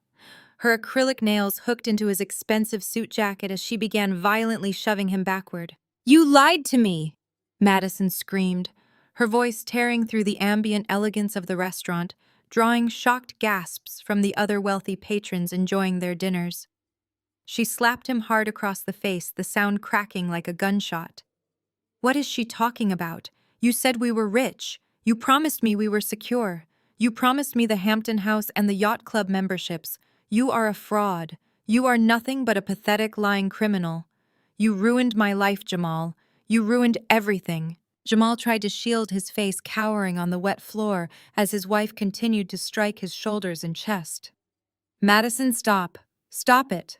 I was trying to give you everything you asked for. You never stopped spending. Do not blame me for your crimes," she screeched, her perfectly styled hair falling in wild, tangled strands around her face. She kicked at his leg, her designer heel catching him in the shin. "I am leaving you. I am filing for divorce tomorrow morning. Do you hear me? I am done with you." The golden couple, the untouchable picture-perfect pair that Caroline had constantly used as a weapon to highlight my own supposed inadequacies, was currently tearing each other to pieces on the floor of a restaurant I owned. It was a complete spectacular public destruction. I glanced over at Julian, the general manager, who stood a discreet distance away. He caught my eye and gave a subtle, highly respectful nod, silently confirming that his security team would not intervene and interrupt this necessary reckoning unless I gave the explicit command. I turned my attention back to the booth. Preston remained entirely catatonic, trapped in his seat, staring blankly at the federal indictment dossier resting on his plate. But Caroline was watching the scene unfold with wide, unblinking eyes. The color had completely vanished from her face, leaving her skin looking like old parchment. Her chest rose and fell in short, panicked gasps. She looked at Preston. Then she looked down at Jamal, weeping on his knees, while Madison relentlessly shrieked at him. The mathematical certainty of the situation finally settled over her. Both of her favored children, the brilliant son and the wealthy, successful son-in-law, were not just bankrupt. They were going to federal prison. The entire foundation of her arrogant, high society life had been instantly obliterated. The country club friends she gossiped with, the charity boards she sat on, the luxurious lifestyle she funded through Preston's supposedly successful company, it was all gone. She would be an absolute social pariah by sunrise, the mother of 2 convicted fraudsters. Her knees buckled. Caroline collapsed heavily into one of the heavy oak dining chairs, her posture completely crumbling. The icy, commanding matriarch who had dictated my worth for decades simply ceased to exist. In her place sat a terrified, broken woman, staring into an abyss she had never seen coming. She slowly turned her head and looked up at me.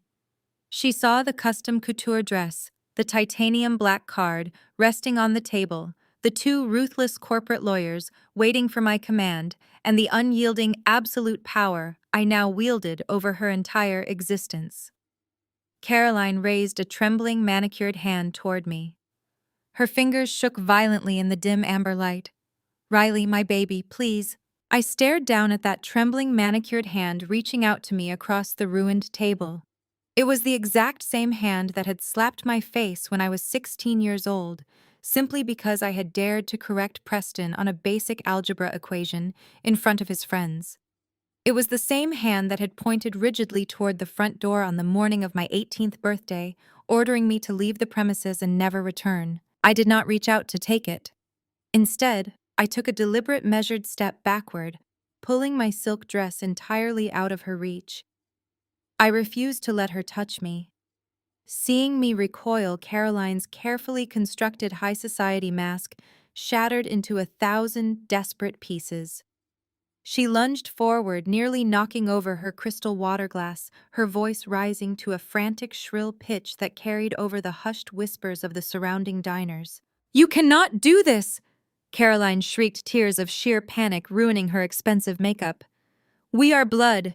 Riley, I gave birth to you. I brought you into this world and raised you. You have billions of dollars. You just said it yourself. You own the entire company. You can make this go away with a single phone call. Pay the fines, erase the debt, sweep it under the rug. Please, Riley, for the family. You have to do this for the family." I looked at the woman who had birthed me. I searched my chest for even a single ounce of pity, a lingering trace of daughterly affection, or the childhood desire for her approval that used to keep me awake at night. I found absolutely nothing. The space inside me where my love for her used to reside was a cold, empty vault. Family. I repeated the word, tasting like poison on my tongue. Family is supposed to protect each other. Family is supposed to celebrate your victories and catch you when you fall. You never treated me like family, Caroline. You treated me like a stray dog that wandered into your pristine house and ruined your perfect aesthetic. Caroline opened her mouth to protest, but my voice cut through the air like a serrated blade, silencing her instantly. "You spent my entire life grooming Preston to be a king while treating me like an unpaid maid." I continued, my freezing gaze locking onto her terrified eyes. "When I earned a full academic scholarship to MIT, you refused to sign the basic financial aid verification forms because Preston needed a down payment for a new luxury condo near his fraternity. You intentionally sabotaged my education. You stole my future before it even began just to make sure I would never outshine your perfect son." Preston whimpered from his seat, but I did not break eye contact with Caroline. "And tonight," I said, leaning forward slightly, "when Preston realized his pathetic little startup was going under, your brilliant solution was to let him commit identity theft. You knew exactly what he was doing. You knew he used my old social security number and forged my signature to secure those illegal loans. You tried to frame me for a federal crime to protect your golden boy. You were perfectly willing to let me rot in a federal prison if it meant Preston got to keep his leased sports cars and his country club status." "We did not know it was your company," Caroline sobbed, her voice ragged and pathetic. "We thought it was just some faceless corporate bank. We thought you were just a dropout. We never meant to steal from you." "It does not matter who you thought you were stealing from," I stated with absolute crystalline authority. "You still chose to steal. You still chose to destroy my life to save his. You played your hand, Caroline, and you lost." The restaurant was dead silent. The ambient jazz music had faded into the background. Every eye in the VIP section was glued to the absolute destruction of the once proud Wilson family. Jamal was still weeping quietly on the floor. Madison was hyperventilating in the corner of the booth, and Preston looked as though he might physically vomit. I turned to my left. Ms. Montgomery did not need a verbal command. She opened her sleek leather briefcase one final time. She did not produce another thick, heavy dossier. She did not pull out a digital tablet or a flash drive. She extracted a single crisp sheet of paper. I took the paper from her perfectly manicured fingers. I held it between my hands, feeling the heavy, expensive grain of the legal parchment. For 30 years, Caroline's entire identity had been tied to her sprawling multi-million-dollar estate in the exclusive gated community of Oak Ridge. It was the crown jewel of her existence, the physical manifestation of her perceived superiority over everyone else.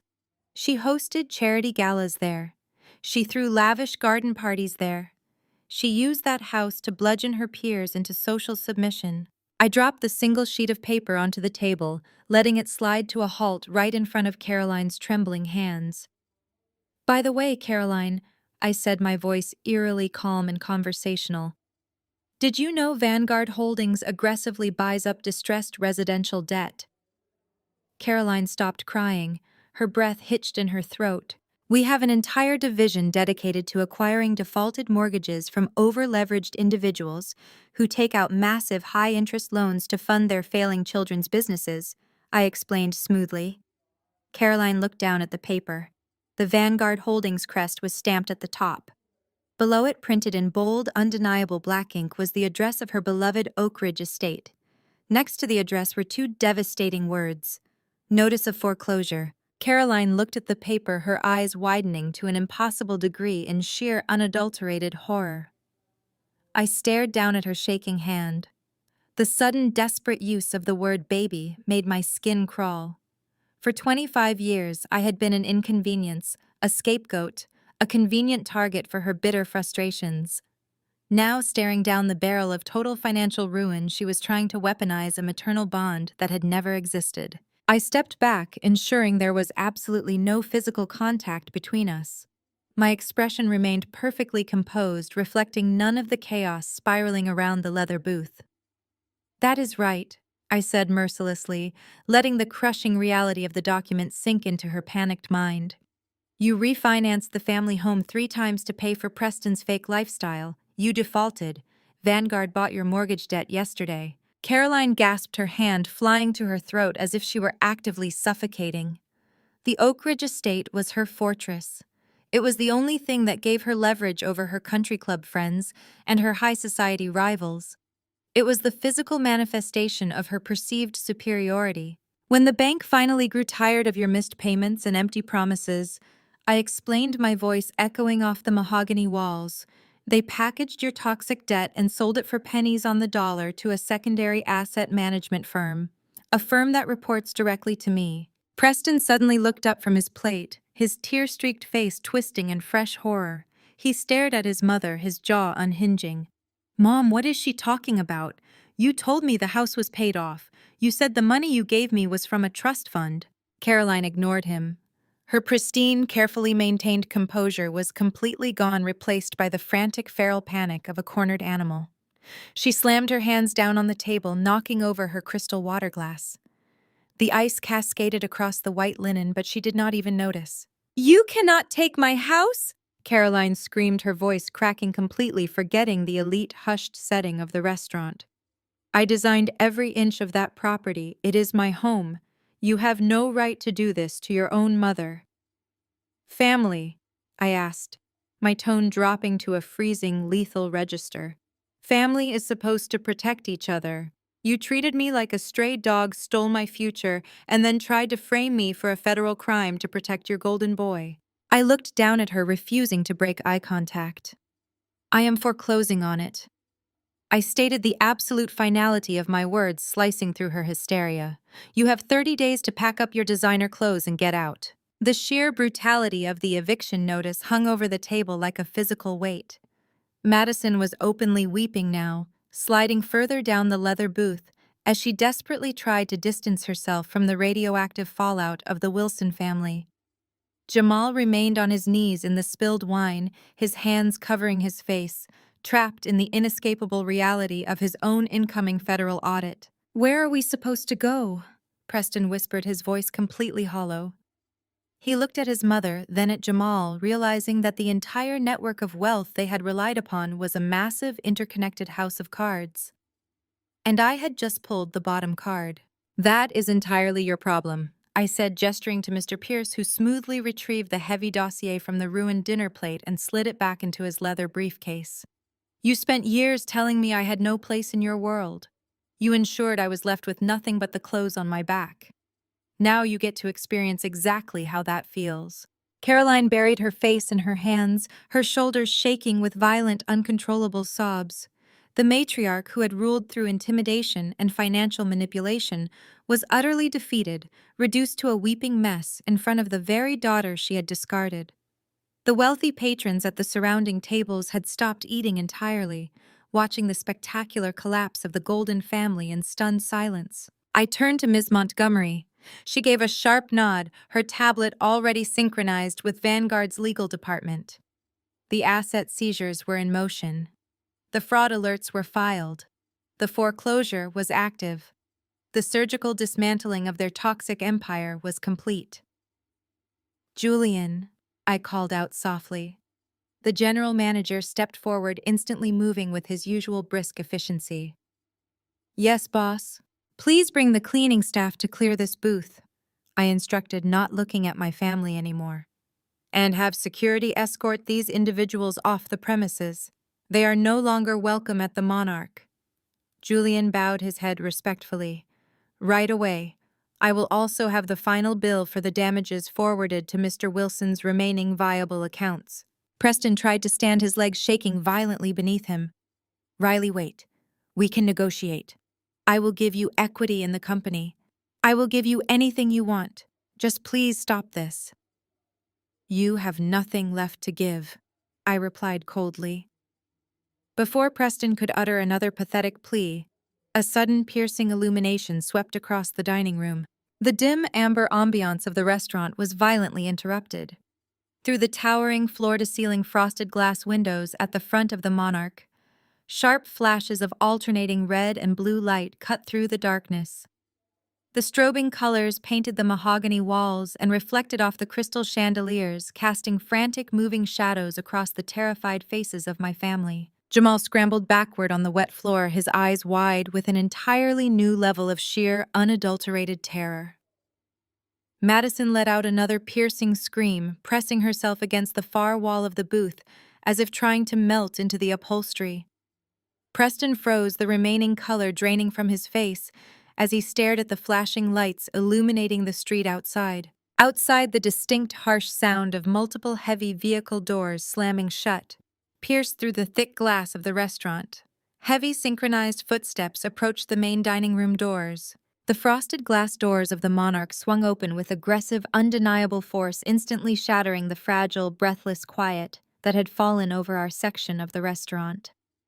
4 uniformed police officers strode into the dining room, their heavy utility belts and radios clattering in stark contrast to the soft ambient piano music playing from the overhead speakers. Leading them was a man in a sharp slate-gray suit, a federal agent whose expression held the cold, uncompromising authority of a man executing a long-anticipated strike. The elite patrons of the restaurant shrank back into their velvet booths, their forks hovering mid-air, watching the imposing procession cut a direct path through the maze of white-clothed tables. The illusion of safety that money usually provided in places like this evaporated the moment the officers marched past the hostess stand. Mr. Pierce moved smoothly from his position behind my chair. He did not say a single word to me. He simply adjusted his tailored jacket and stepped forward to intercept the federal agent. The agent paused, recognizing Vanguard Holdings' lead counsel immediately. Mr. Pierce extended his arm, handing over the thick, heavily sealed folder that Ms. Montgomery had prepared. It was the master copy of the indictment dossier, containing every forged signature, every fraudulent wire transfer receipt, and the absolute proof of Preston using my stolen Social Security number to prop up his failing empire. The agent flipped open the cover, scanned the top document, and gave Mr. Pierce a curt, professional nod. He then snapped the folder shut and locked his eyes directly on the booth where my family sat, frozen in terror. The officers flanked the table in a coordinated tactical maneuver, instantly boxing in the entire alcove. The federal agent stepped up to the edge of the mahogany wood, his gaze flicking from Preston's pale, sweating face to Caroline's trembling posture. "Preston Wilson and Caroline Wilson," the agent stated, his voice carrying the harsh metallic ring of absolute legal authority. "You are both under arrest. Please stand up and place your hands where I can see them." Preston opened his mouth, but only a pathetic, strangled squeak emerged. "You have the right to remain silent." The lead uniformed officer began stepping forward with heavy metal handcuffs already drawn from his belt. Anything you say can and will be used against you in a court of law. You have the right to an attorney. Wait! Caroline choked out her manicured hands, gripping the edge of the table so hard her knuckles turned stark white. There must be a mistake. I am Caroline Wilson. I sit on the board of the symphony. You cannot do this here. You cannot do this in front of these people. You are being charged with multiple counts of identity theft and federal wire fraud. The agent continued, completely ignoring her desperate attempt to leverage a social standing that no longer existed. Stand up right now, or my officers will physically remove you from the booth. Preston snapped. The realization that his fake billionaire lifestyle was ending in federal custody pushed him over the edge into sheer violent panic. He shoved the heavy mahogany table away with a frantic heave, sending crystal glasses and expensive silverware crashing to the floor, and lunged toward the aisle. Two officers caught him instantly. They slammed him face first onto the polished hardwood with practiced efficiency. "Get off me!" Preston shrieked, fighting wildly against the officer's grip. His expensive custom-tailored jacket ripped audibly at the shoulder seam as they wrenched his arms behind his back. The sharp, heavy click of the metal cuffs locking into place echoed loudly through the dining room. Preston twisted his head to look up at me from the wet floor, his face red and horribly distorted with fury. "You are a monster, Riley. You set me up. You planned this whole thing to ruin me." I stared down at him from my chair, my expression entirely unreadable. I let his pathetic accusations hang in the air, letting the entire restaurant see exactly who the real monster was. Beside him, an officer grabbed Caroline by the wrist and hauled her to her feet. She did not fight physically, but her mind completely unraveled. She sobbed hysterically, her carefully styled hair falling in ruined, tangled strands around her face. The cold steel handcuffs snapped around her wrists, resting harshly against her heavy diamond bracelets. She looked around the dining room, making eye contact with the very country club wives and charity gala attendees she had spent decades trying to impress and intimidate. They were whispering behind their hands, pointing and staring at her with undisguised, hungry disgust. The grand, untouchable illusion of her high society life was entirely shattered in real time. She was leaving the monarch not as a queen holding court, but as a disgraced, handcuffed criminal caught in the act. Jamal and Madison took their opportunity. While the officers were busy securing Preston on the floor and dragging a weeping Caroline out of the booth, the golden couple scrambled out of the opposite side of the alcove. They did not look back. They did not try to help Caroline or speak a single word of comfort to Preston. "I need a bankruptcy lawyer tonight," Madison hissed frantically, shoving past a bewildered waiter as she practically dragged her husband toward the kitchen exit. "And a divorce attorney. You ruined me, Jamal. Move." Jamal kept his head down, his face pale with the terror of his own impending SEC audit. They slipped through the swinging double doors at the back of the restaurant, fleeing into the alleyway and abandoning the family they had just spent hours bragging about. Their superficial image-obsessed marriage was entirely in tatters, destroyed by the very greed and fraud that had brought them together. "Let us go," the federal agent commanded. The officers hauled Preston to his feet and began marching him roughly toward the front doors. Caroline stumbled behind him, guided firmly by an officer holding her arm, her humiliating wails fading as the heavy glass doors closed behind them. The flashing red and blue lights outside continued to spin against the glass, but the dining room was suddenly eerily quiet. Julian quickly directed his staff to clean up the shattered glass, restoring order to the establishment. Mr. Pierce and Ms. Montgomery stepped back into position behind my chair, silent sentinels waiting for my final orders. I picked up my purse, preparing to leave the absolute ruins of the Wilson family behind forever. Then a quiet shuffling sound came from the shadows near the coat check. A figure stepped slowly into the dim amber light. It was David, my father. He had been sitting at the bar the entire time, remaining silently complicit, while Caroline and Preston had verbally abused me, just as he had remained silently complicit for 28 years of my life. He looked 20 years older than I remembered, his shoulders slumped under the crushing weight of an invisible burden. He stopped a few feet away from me. He looked at the empty, wrecked booth, then at the flashing police lights illuminating the street outside, and finally up at my face. Tears were streaming freely down his weathered cheeks. David looked at me, his voice cracking with the heavy, unbearable realization of his own lifelong cowardice as he whispered, "Riley, I am so sorry. I should have stopped them. I did not flinch. I did not blink. I simply stared at the man who had provided half of my DNA and absolutely nothing else.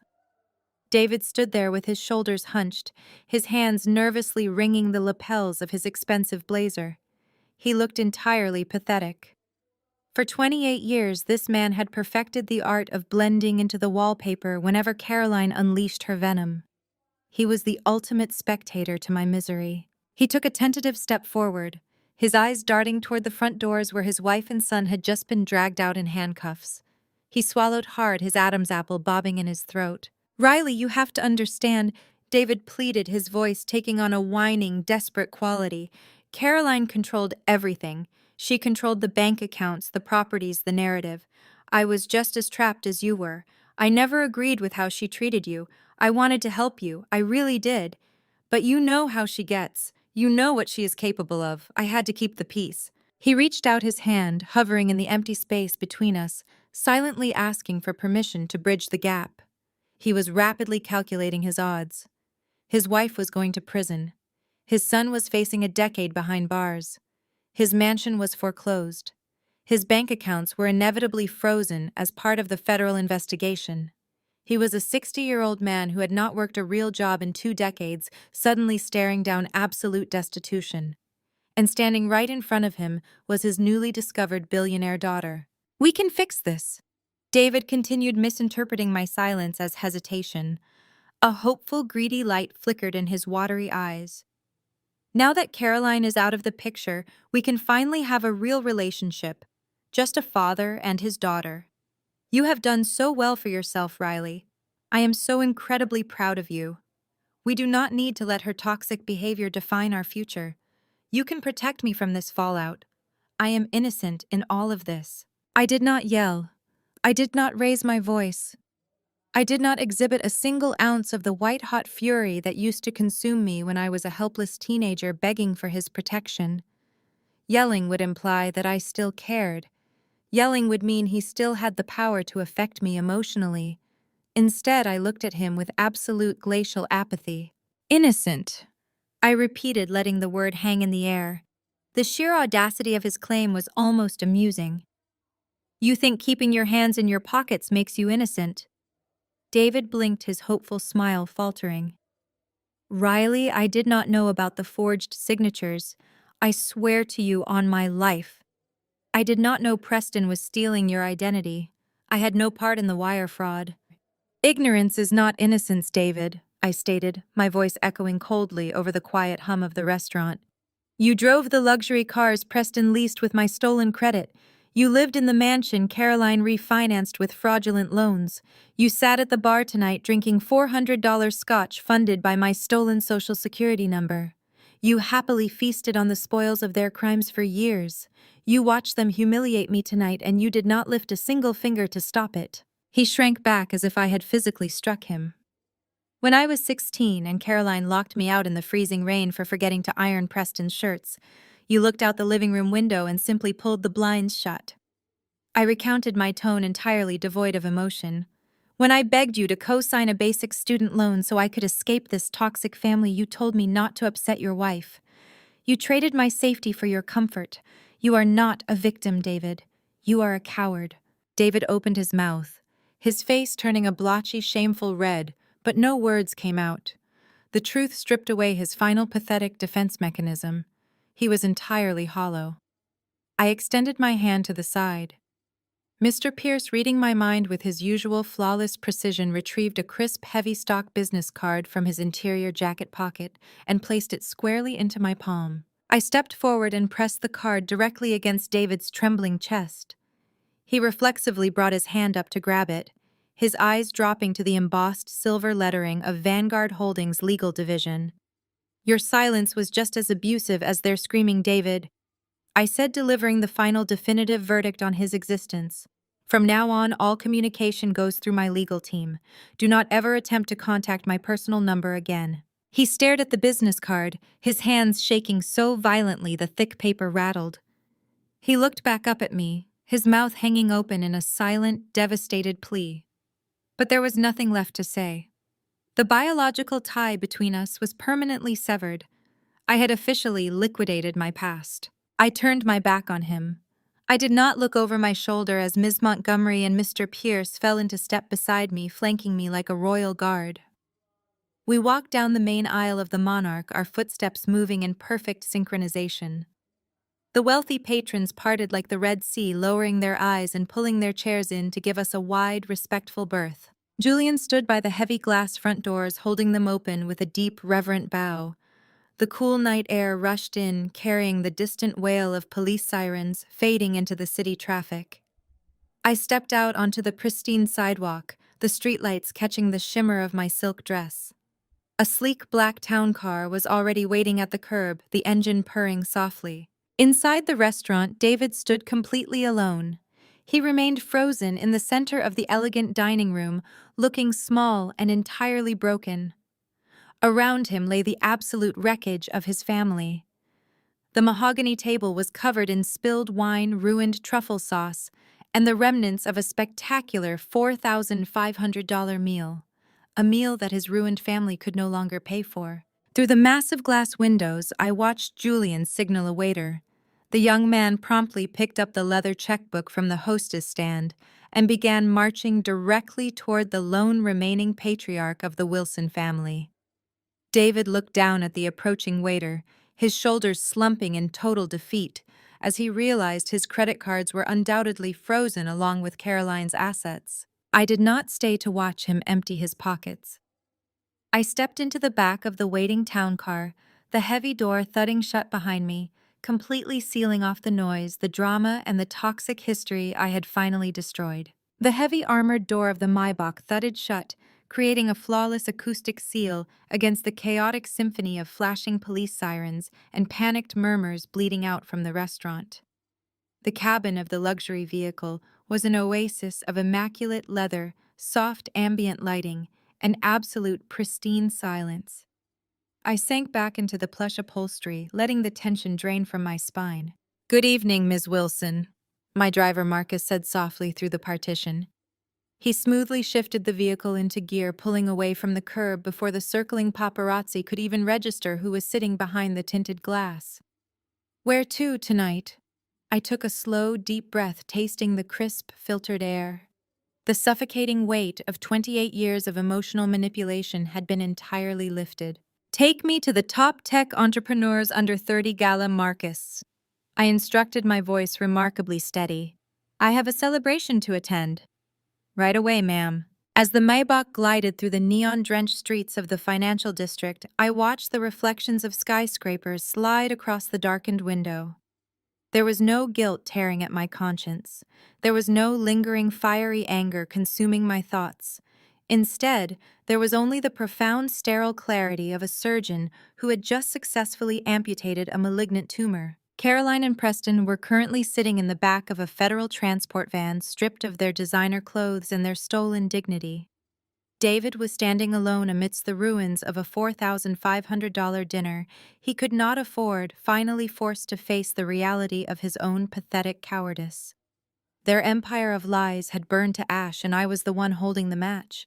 The Maybach slowed to a graceful halt in front of the Metropolitan Museum of Modern Art, the venue chosen for tonight's exclusive summit.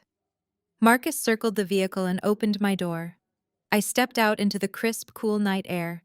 The sharp winter breeze kissed my cheeks, invigorating and fresh, entirely washing away the lingering scent of the Monarch's expensive truffle oil and Caroline's suffocating perfume. The entrance was a spectacle of flashing cameras and hushed excitement. Industry titans, venture capitalists, and the brightest young minds in the technology sector were walking the crimson carpet. As I bypassed the press line and approached the grand glass doors, security immediately unclipped the velvet rope for me.